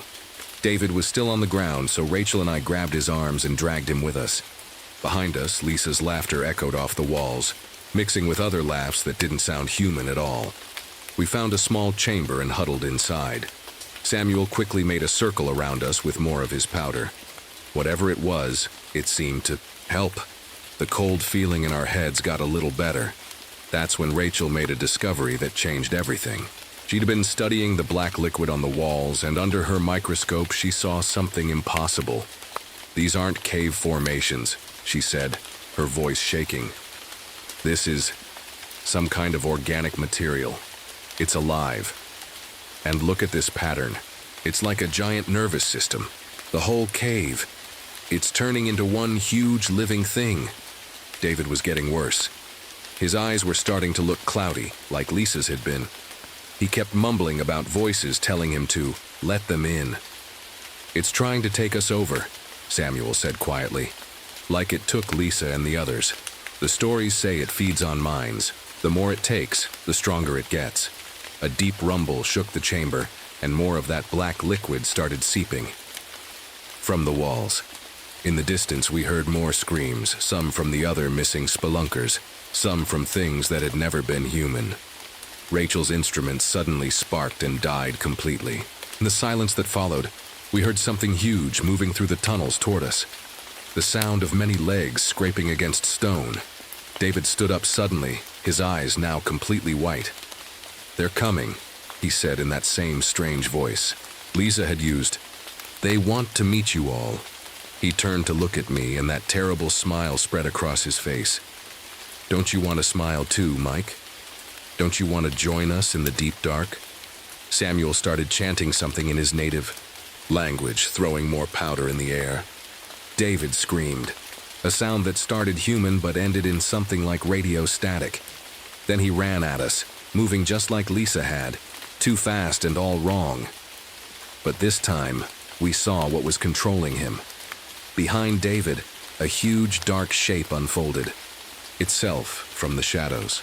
I saw long limbs, too many limbs, and eyes that glowed like toxic waste. Rachel pulled out her camera and took a picture with the flash. For a split second, everything was lit up bright as day. I wish she hadn't. I wish I hadn't seen what was really in there with us. The thing behind David was bigger than a car, with a body that seemed to shift and change even as we looked at it. It had dozens of legs, or arms, or tentacles. They kept changing too. And its skin was covered in the same black liquid that was spreading through the cave. But worst of all were the faces, human faces pressed against its skin like masks, all wearing that same terrible smile. I recognized some of them, the missing spelunkers. They were all there, all part of it now. "Run!" Samuel yelled, throwing his last handful of powder at the thing. Where the powder hit, its skin sizzled and smoked. We ran again, deeper into the cave system. Behind us, David's laughter mixed with the creature's roar, a sound that made my teeth rattle and my brain feel like it was being squeezed. We lost David that day, lost him to whatever that thing was. And as we ran through tunnels that kept changing around us, we all knew one terrible truth. We weren't the rescuers anymore. We were the prey. We found a small cave room to hide in, all of us breathing hard. From running, my legs felt like jelly, and my heart was beating so fast I thought it might burst. Rachel collapsed against a wall, while Samuel kept watching the entrance, sprinkling what little powder he had left in a line across it. "We need a plan," I said, trying to keep my voice steady. "We can't keep running forever." Rachel pulled out her notebook with shaking hands. "I think I understand what's happening," she said. "Look at these readings from before my equipment died. The cave isn't just changing, it's like it's growing, like a giant organism, and that thing we saw, I think it's controlling it all." A distant scream echoed through the tunnels. David's voice, but not David anymore. The sound made my stomach turn. "My grandfather's stories," Samuel said quietly. "They spoke of an ancient evil that lived deep underground, something that would steal people's minds and make them part of itself. The tribes used to perform rituals to keep it asleep." He looked down at his almost empty pouch. "The sacred herbs weaken it, but I don't have enough left to stop it." Suddenly, our headlamps started flickering again. But this time, when they came back on, the walls looked different. The black liquid was everywhere now, pulsing like veins in a giant body. And worse, faces started appearing in the stone, human faces, all wearing that terrible smile. "Hello, Mike," they all said at once, using David's voice. "Why are you fighting us? Don't you want to smile too?" Rachel screamed. One of the faces was pushing out of the wall right next to her, like someone pressing against a rubber sheet. It was Lisa's face, but wrong, twisted and hungry looking. "The base camp," I said suddenly, remembering something. "Samuel, you said, your tribe used to perform rituals. Could we do one? Something bigger than just the herbs?" Samuel's eyes lit up. Yes. There's an ancient ritual circle carved into the floor near the base camp. If we could get back there. If we could get back there, Rachel finished. We might be able to stop this thing. But getting back wouldn't be easy. The cave was changing, faster now, like it knew what we were planning. Tunnels that led one way suddenly led another, and everywhere we turned, we saw those faces in the walls, watching us, smiling at us. We started moving, using Rachel's old maps and Samuel's memory to try to find our way back. The thing hunting us was getting closer. We could hear it moving through the tunnels, its many legs scraping against stone. Sometimes we caught glimpses of it in our lights. A massive dark shape that seemed to flow like water, with David and the others now fully part of its body. That's when it started trying harder to get into our heads. "Mike," I heard my brother Tom's voice call out. "Mike, I'm down here. I'm not dead. Come find me." I knew it wasn't real. Tom had died in that cave collapse years ago, but it still made my heart ache. Rachel was hearing her dad's voice, and Samuel was hearing his grandfather. The creature was using our memories against us. We were almost back to the base camp when everything went wrong. The tunnel ahead of us suddenly filled with that black liquid, like a wave of tar rushing toward us. We turned to run back, but the other tunnel was blocked too. We were trapped. "There!" Rachel pointed to a tiny crack in the wall. "We might be able to squeeze through." The crack was small, really small. But we didn't have a choice. The black liquid was rising, and in it, we could see faces forming, hands reaching out. Rachel went first, being the smallest. She barely made it through. Samuel went next, his old bones creaking as he forced himself into the gap. I was last, and I'm bigger than both of them. I was halfway through when I felt something grab my leg. "Don't leave us, Mike," David's voice said from behind me. "We're so lonely down here. We need you."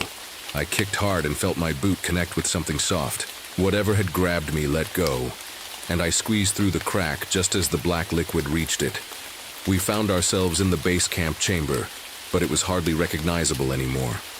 The walls were covered in that black stuff, and the faces were everywhere, all singing that weird whisper song that made my brain hurt. "There!" Samuel pointed to the floor. Under all the black goo, we could just make out an ancient circle carved into the stone, covered in symbols none of us understood. "How do we do this?" Rachel asked, her voice shaking. "What's the ritual?" Samuel pulled out his last pinch of herbs. "We need to complete the circle with the sacred plants, then." He never finished that sentence, because that's when the far wall exploded inward, and the creature finally showed itself in full. It was even bigger now, and all our missing friends were part of it. David, Lisa, and the others all merged into its massive body like decorations on some horrible Christmas tree. "Too late," all the faces said at once, their voices mixing together in a sound that made my nose bleed. "You're all going to smile now. You're all going to join us in the deep dark, forever." Samuel looked at his pouch, then at us, then at the monster. I saw something change in his eyes, a decision being made. "Mike," he said quietly, pressing his pouch into my hands. "When I say run, you run. Both of you." "Samuel, no," Rachel started to say. But Samuel was already moving, running straight at the creature, chanting in his native language. The thing reached for him with its many arms, but he dodged them, moving faster than I'd ever seen him move. "Run!" he shouted. And that's when everything went crazy. Everything happened so fast. Samuel ran straight at the monster, throwing himself into its mass of writhing arms. As it grabbed him, he pulled something from his pocket.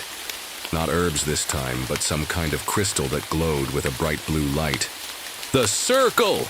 he shouted as the creature's arms wrapped around him. "Complete the circle!" I looked down, at the pouch in my hands, then at Rachel. We both knew what we had to do. "This way!" Rachel grabbed my arm and pulled me toward the ancient markings on the floor. The black liquid was flowing faster now, trying to cover them up. Behind us, Samuel was still fighting. He'd smashed the crystal against the creature's body, and wherever the pieces fell, its flesh sizzled and smoked. The monster screamed, a sound like 1,000 car crashes all at once. "You can't stop us," the voices said, but they sounded scared now. "We are eternal. We are forever." Rachel and I ran around the edge of the carved circle, sprinkling Samuel's herbs as we went. My hands were shaking so bad I almost dropped the pouch twice. That's when David's body, or what was left of it, pulled itself free from the monster's mass and came running at us. His face was still wearing that horrible smile, but now I could see tears running from his wide eyes. "Don't you want to smile, Mike?" he said in that wrong voice. "Don't you want to join your brother down here in the dark?" He lunged at me, moving like a broken puppet.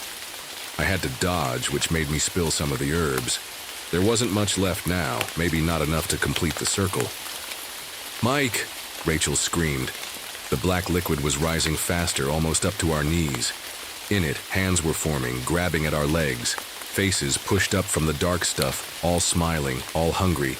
Samuel was almost completely covered by the creature. Now, but he was still fighting. The crystal pieces in his hands were glowing brighter and brighter. "Finish it," he yelled. The words are carved right there."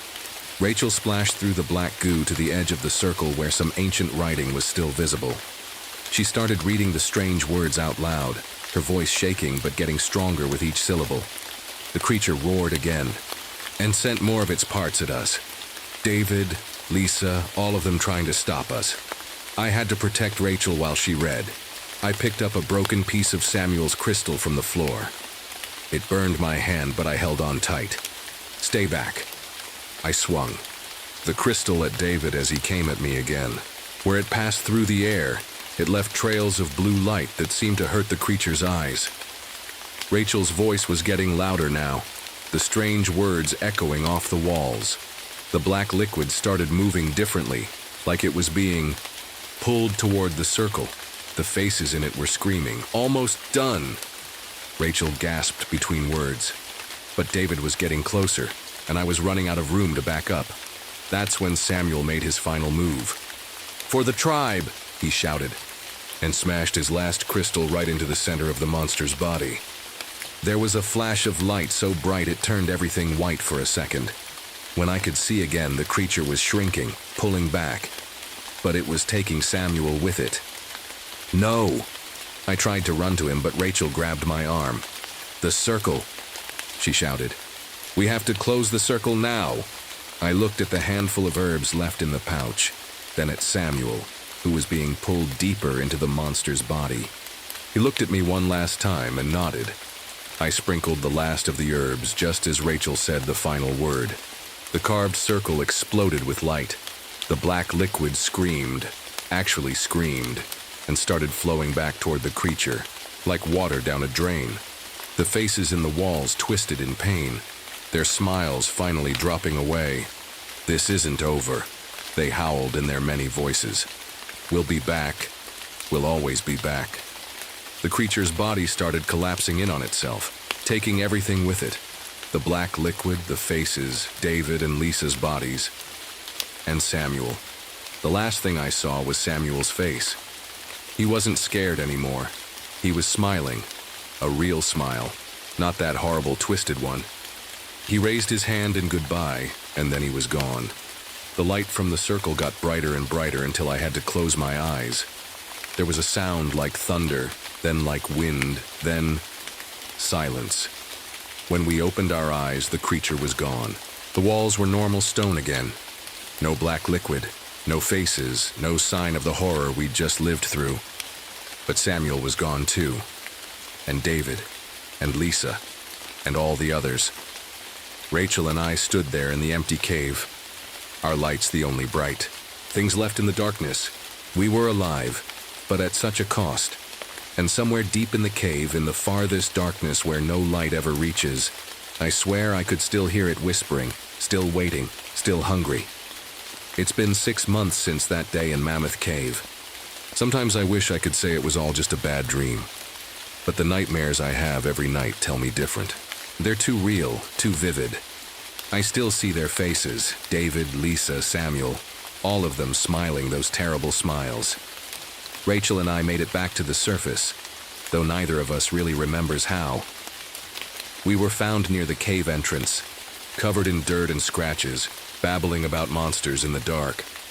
The rescue team thought we were just confused from being underground too long. They searched the cave for days but never found any trace of the others. No bodies, no equipment, nothing. Just empty tunnels that somehow looked different than before. The new passage we'd found, It was gone, like it had never existed. The official report says it was a cave-in. 7 people dead, bodies never recovered. Simple as that. But Rachel and I know better. I quit my job as a park ranger, couldn't stand being near the cave anymore. Rachel left too. She's teaching geology at a small college now, far away from any caves. We talk on the phone sometimes, usually late at night, when the memories get too heavy to carry alone. The strangest thing is what happened to me after. I can sense things now, things I couldn't before. When I'm near any cave or even a deep hole in the ground, I can feel what's down there. Sometimes I hear whispers like something calling my name. And the smiling, I see it everywhere. In crowds, I'll catch someone smiling that same terrible smile, just for a second. When I look again, they're normal. But I know what I saw. The local tribes have put up new warnings around Mammoth Cave. Samuel's people made sure of that.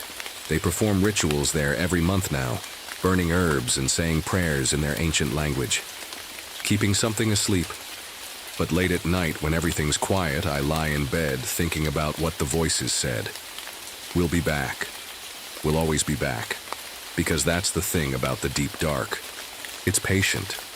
It can wait. And somewhere, down there in the deepest part of Mammoth Cave, something is still smiling, still hungry, still collecting minds to add to its collection. And sometimes, when I'm drifting off to sleep, I hear David's voice calling my name, or my brother Tom's, or Samuel's. They're inviting me to come back down, to join them in the deep dark, to smile forever, the end. I've seen a lot of strange things in my 20 years as a park ranger, but nothing could have prepared me for what happened in the White Mountains last summer. My name is Bob Mitchell, and this is the story of how I hunted something that shouldn't exist. Something that lives in shadows and burns everything it touches. It all started on a perfectly normal Tuesday morning.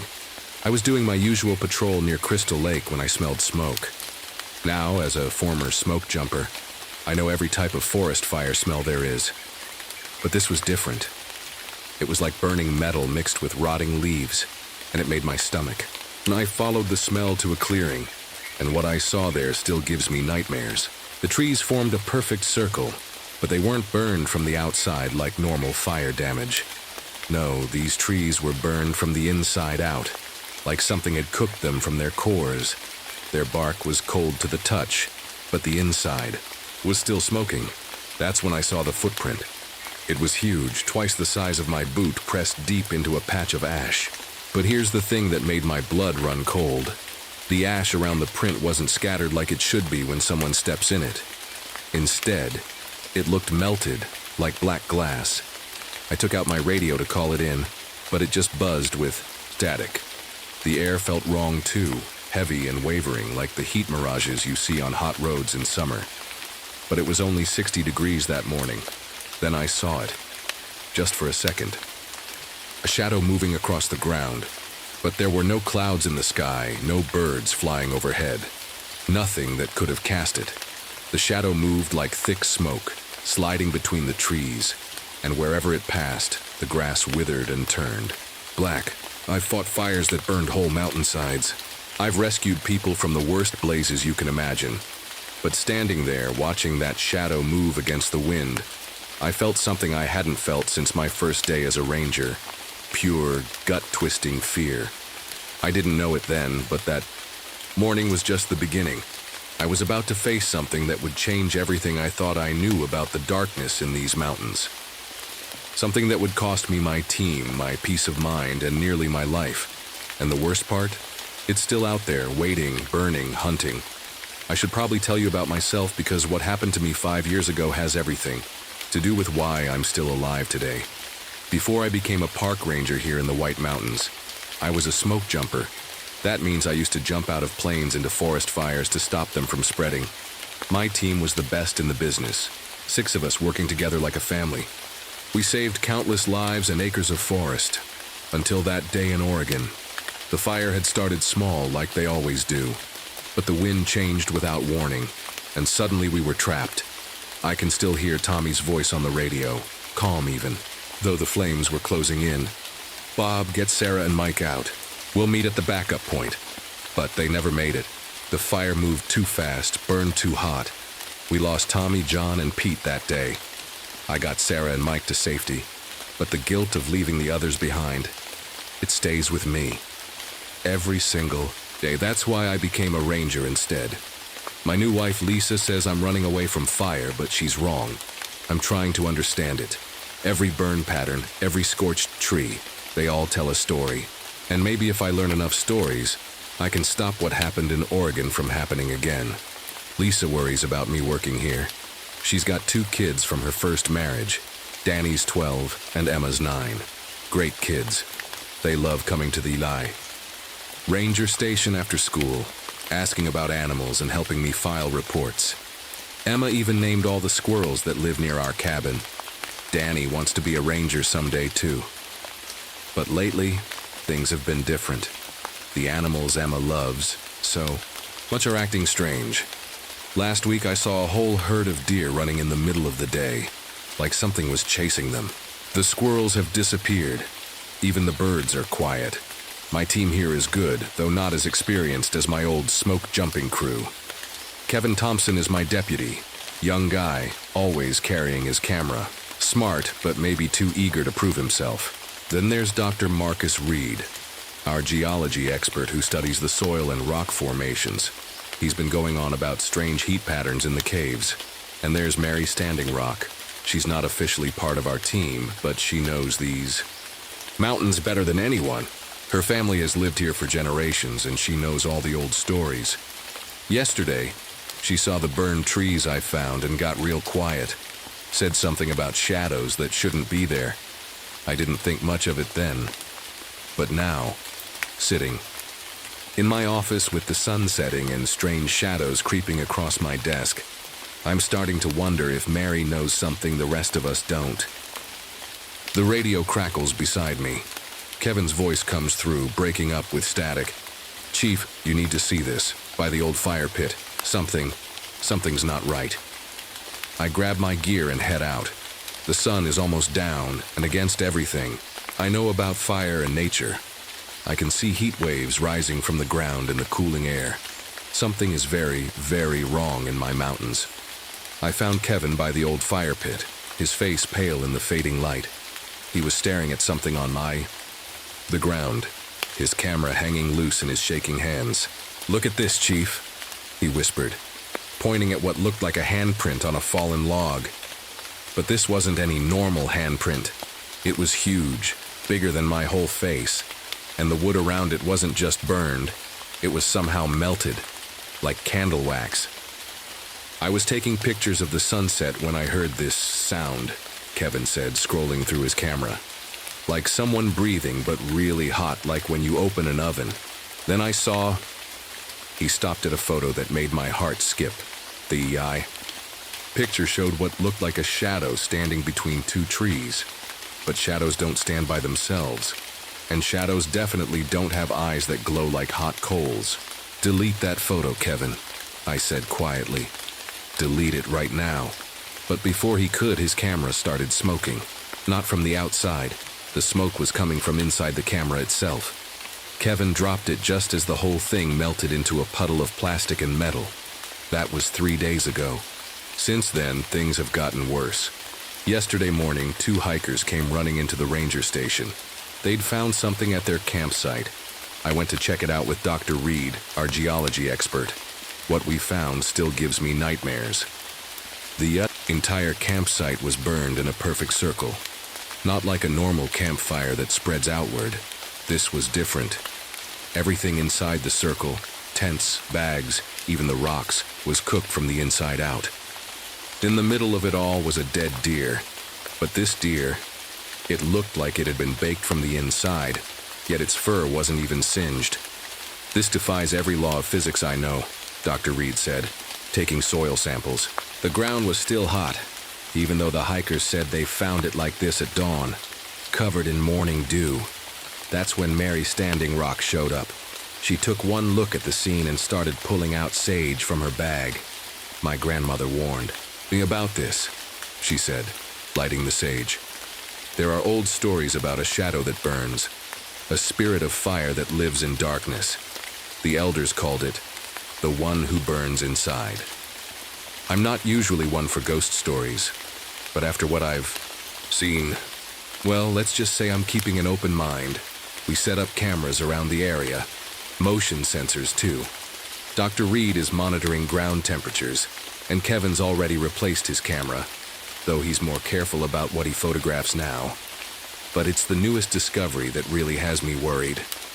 This morning we found footprints, big ones like the first one I saw, but these told a story I didn't want to read. They started in the middle of a shadow under a tree, just appeared there, like whatever made them stepped out of the darkness itself. And they ended the same way, disappearing into another shadow 30 feet away. The really scary part? When we measured the ground temperature along the tracks, it was over 200 degrees. 2 hours after whatever made them had gone. Mary's setting up protective circles around the ranger station now. Dr. Reed thinks I'm crazy for letting her, but I've fought enough fires to know when I'm dealing with something beyond normal understanding. Tonight, we're organizing our first official search.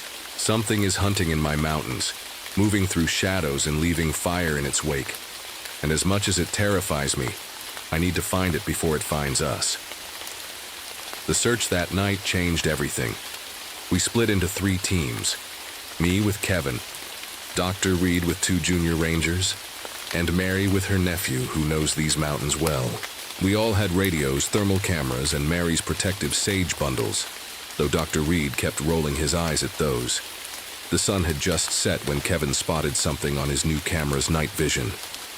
"Chief," he whispered, pointing to a cluster of trees ahead. "The shadows, they're moving the wrong way." He was right. While our flashlight beams made shadows point one way, there was this one shadow that stretched in the opposite direction. As we watched, it seemed to peel itself off. The ground and stand up. The air got so hot my throat burned just breathing it. Our flashlight started flickering and the radio let out this high-pitched whine that made my teeth hurt. Then we heard Dr. Reed's voice through the static. "Bob, we found something in the cave system. It's... Wait. What's that sound?" The scream that came next wasn't human. It was like metal scraping on metal, mixed with the roar of a blast furnace. Then Dr. Reed's radio went dead. "That's Lisa's voice," David said. Lisa was one of the missing spelunkers. "We have to..." The rest of his words were cut off by a sound I'll never forget. Like 1,000 voices whispering at once, but not in any language I'd ever heard. It seemed to come from inside my own head. Our headlamps flickered, just for a second. But in that second of darkness, I saw something move in the passage ahead. Something that shouldn't have been able to fit through that crack in the wall. Something that moved in ways nothing should move. When the lights came back on, Rachel was staring at her hands like she'd never seen them before. Did anyone else feel that? Like something was touching my mind. I knew exactly what she meant. For a split second, I'd felt it too. Like icy fingers flipping through my thoughts like pages in a book. Samuel pulled out his leather pouch, his hands trembling as he sprinkled some kind of herb in a circle around us.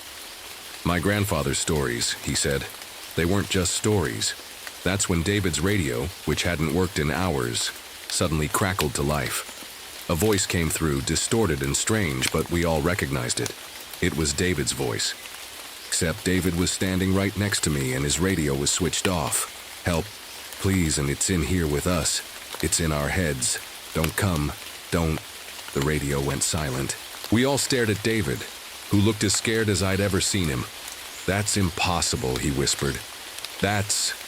Another scream echoed through the passage. Closer this time. Much closer. And with it came that cold again, and that feeling of something pushing against our minds, trying to get in. Our headlamps started flickering again, faster now, like they were having seizures. In the strobe light effect, I saw more movement ahead. Shadows that moved against the darkness. Shapes that shouldn't exist. "We need to go," I said, trying to keep my voice steady. "Now." But as we turned to leave, we all saw it. All the marks we'd made on the walls to find our way back. The chalk arrows, the ribbon markers. They were gone. And the passage behind us looked different. Wrong. The cave was changing, and we were trapped inside it. That's when I realized this wasn't going to be a normal rescue mission. We weren't just looking for missing people anymore. We were fighting for our own survival. Against something that could change the cave itself, something that could get inside our heads, and it was hunting us. No one wanted to go deeper into the cave, but we didn't have a choice. The passage behind us had changed so much we couldn't recognize it anymore. Our only option was to push forward and hope we'd find the missing team.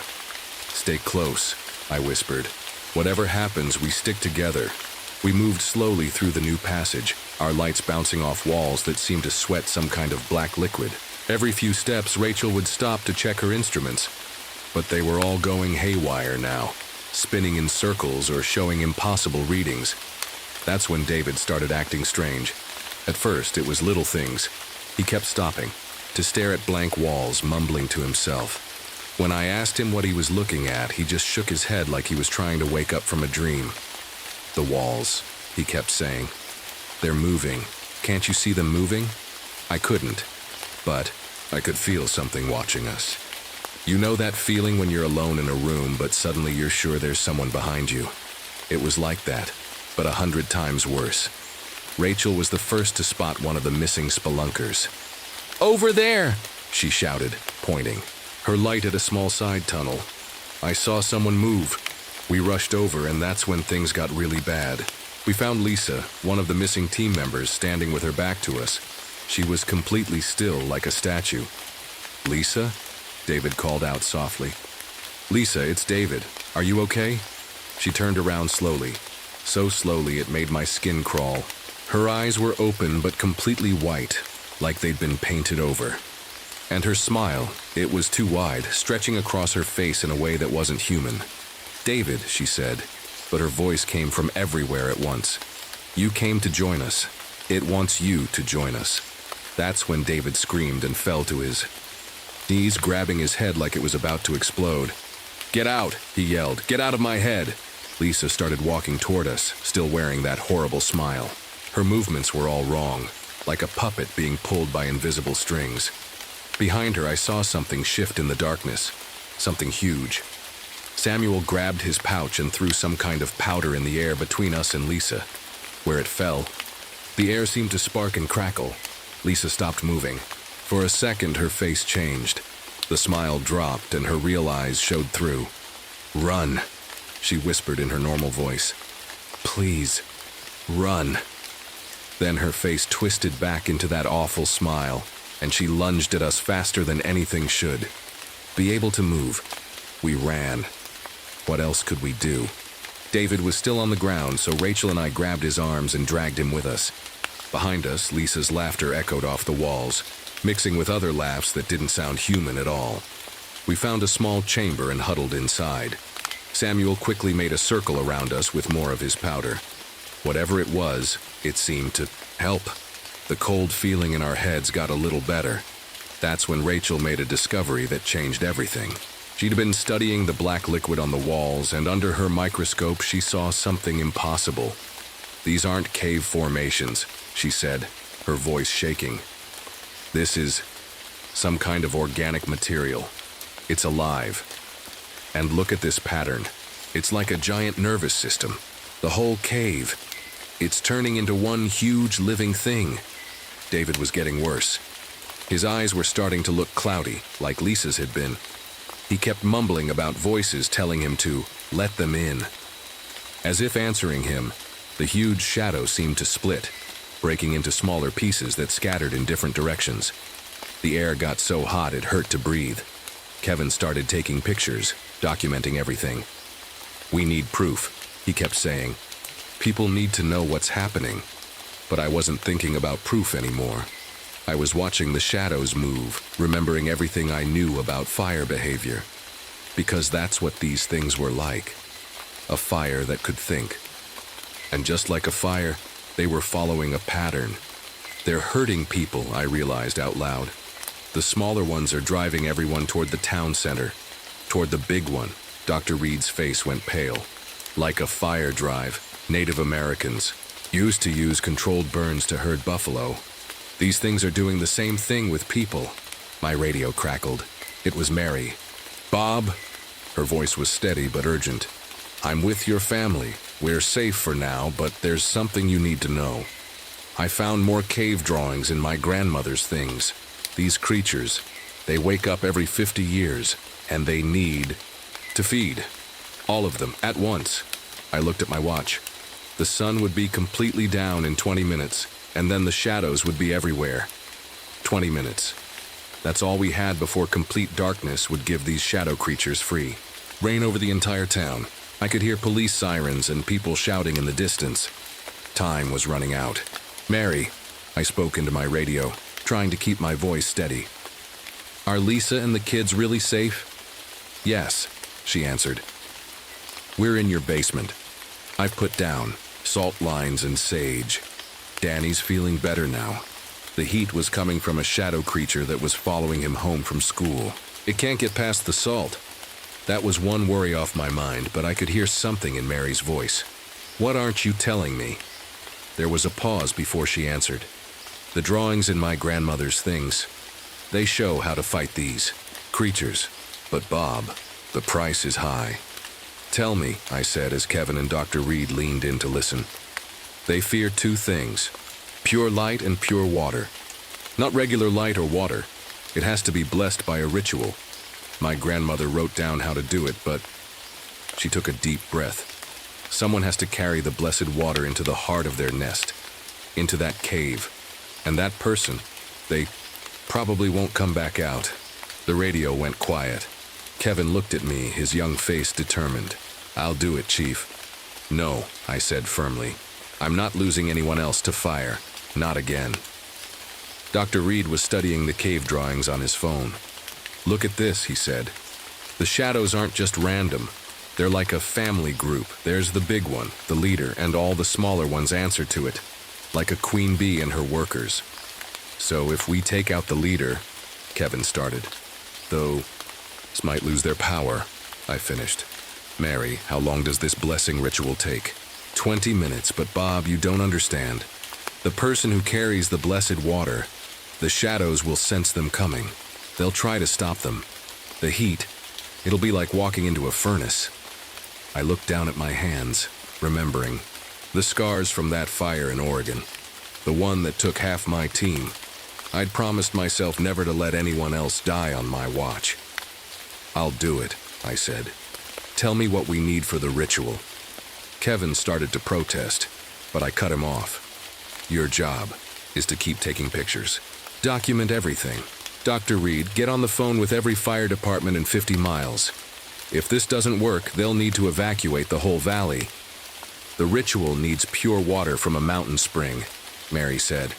"And something personal. Something you love, that you're willing to sacrifice."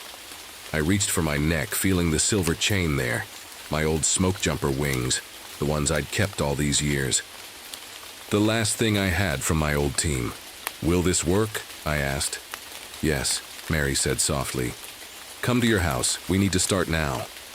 As I headed for my truck, Dr. Reed grabbed my arm. "What do we do in the meantime?" I looked at the darkening sky. "Keep people away from shadows. Use bright lights, car headlights, flashlights, anything. And pray this works, because if it didn't, we were about to lose a lot more than just one town to the darkness." I got to my house just as the last rays of sunlight were fading.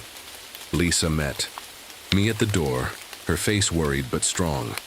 Emma and Danny were in the basement with Mary, who had turned our storage room into something that looked like an ancient ceremony space. "Dad!" Emma ran to hug me. "The shadows were in my room, but Mary made them go away with salt." I hugged her tight, then looked at Danny. He was sitting inside a circle of salt, looking better than when Lisa had called. "You okay, buddy?" He nodded. "It felt like I was in an oven before, but I'm better now. Are you going to stop the shadow monsters, Dad?" "That's the plan," I said, trying to sound more confident than I felt. Mary was mixing water from Crystal Spring with herbs I'd never seen before. My smoke jumper wings lay next to her, along with some other things. An old piece of wood from the cave, sage bundles, and a small drum. "The ritual must be perfect," she said. One mistake in the water won't be pure enough to hurt them. She looked at me seriously. Are you sure about this, Bob? Once we start, there's no turning back. I thought about the people in town, about the families at the festival, about my own family. I'm sure. The ritual started simple enough. Mary burned sage and cedar, saying words in her native language. She sprinkled the spring water in 4 directions, then dropped my wings into the water.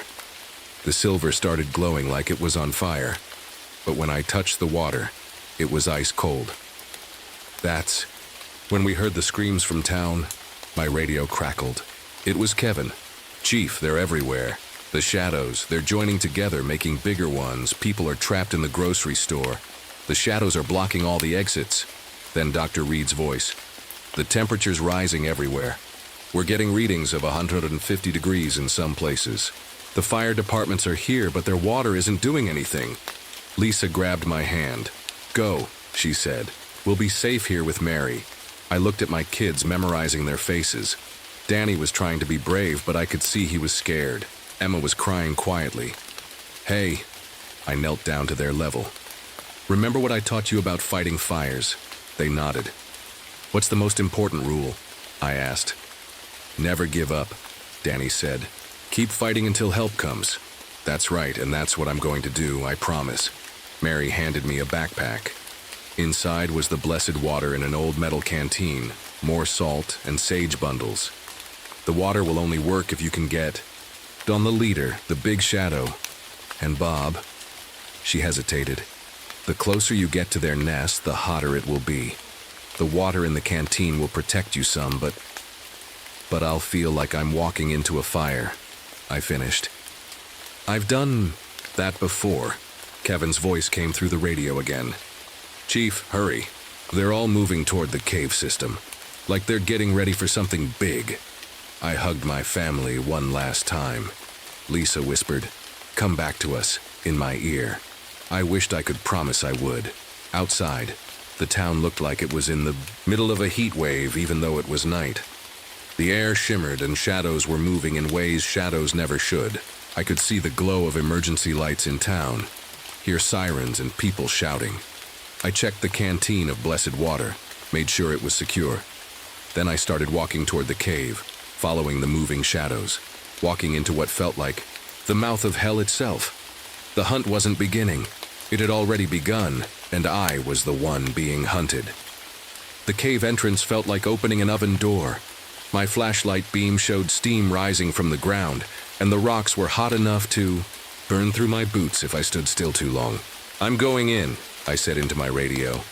Kevin, Dr. Reed, keep everyone away from the cave entrance no matter what you hear.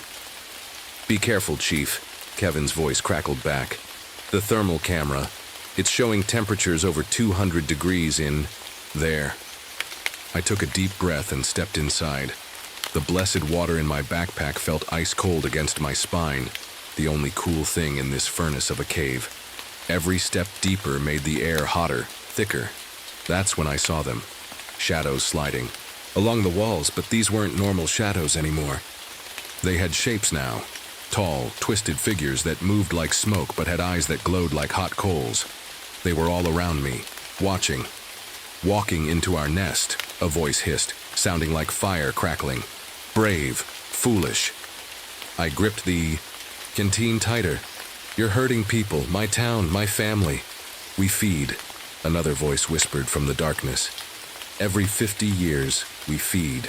You cannot stop the hunger. The shadows were getting closer. I could feel their heat on my skin, like standing too close to a bonfire. My throat was so dry it hurt to breathe. Then I saw it, the leader.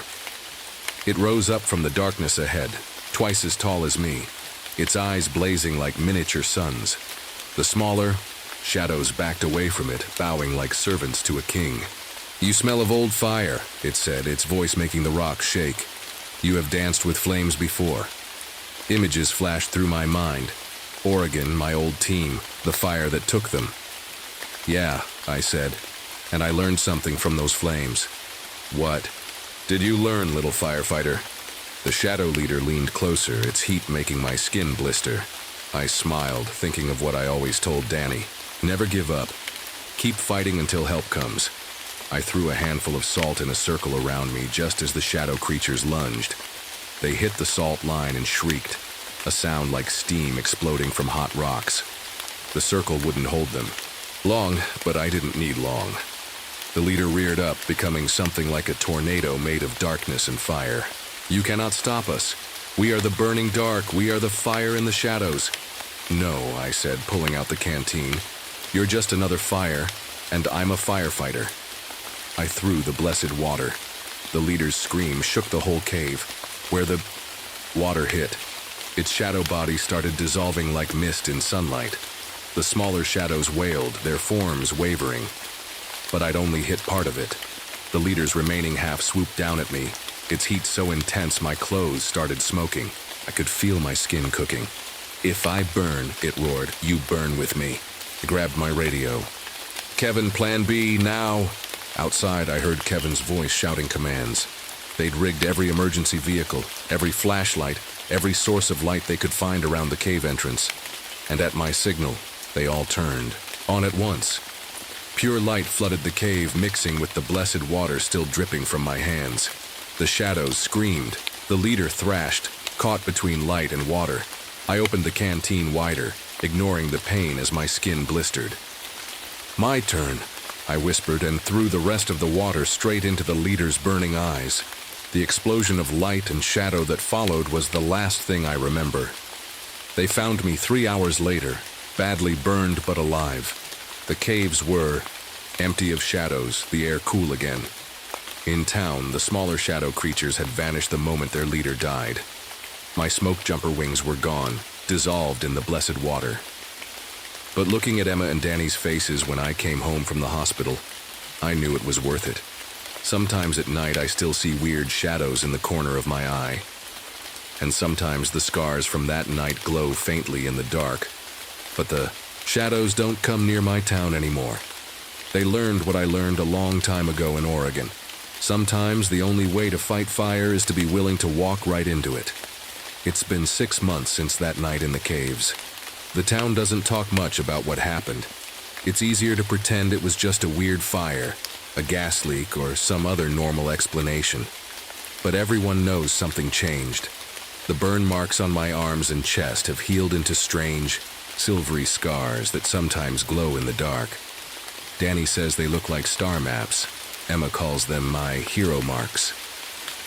Lisa just holds my hand tighter when she sees them. Kevin's photos survived, though most of them just show blur and heat waves. One picture, though, the last one he took of the cave entrance during the final fight, shows something that looks like a tornado made of darkness breaking apart in the light. He keeps it in his desk drawer at the ranger station. Dr. Reed wrote a paper about unusual heat patterns in cave systems, carefully avoiding any mention of living shadows. But he installed extra lights around his house, and he never stays out after dark anymore. Mary visits often. She's teaching Emma and Danny about protective herbs and old stories. "Just in case," she says with a knowing smile. The kids have salt, lines under their windows now, and they know how to make sage bundles. Better safe than sorry. Sometimes on really dark nights I sit on our porch and watch the shadows. They move normally now, exactly the way shadows should. But once in a while, when the moon is dark and the wind is just right, I hear something that sounds like distant fire crackling. That's when I touch my glowing scars and remember. The shadows might come back someday. Maybe in 50 years, maybe sooner. And when they do, someone will need to know how to fight them. That's why I'm writing this story down. Because the most important rule of firefighting still stands. Never give up. Keep fighting until help comes. And sometimes you have to be the help that comes. The end.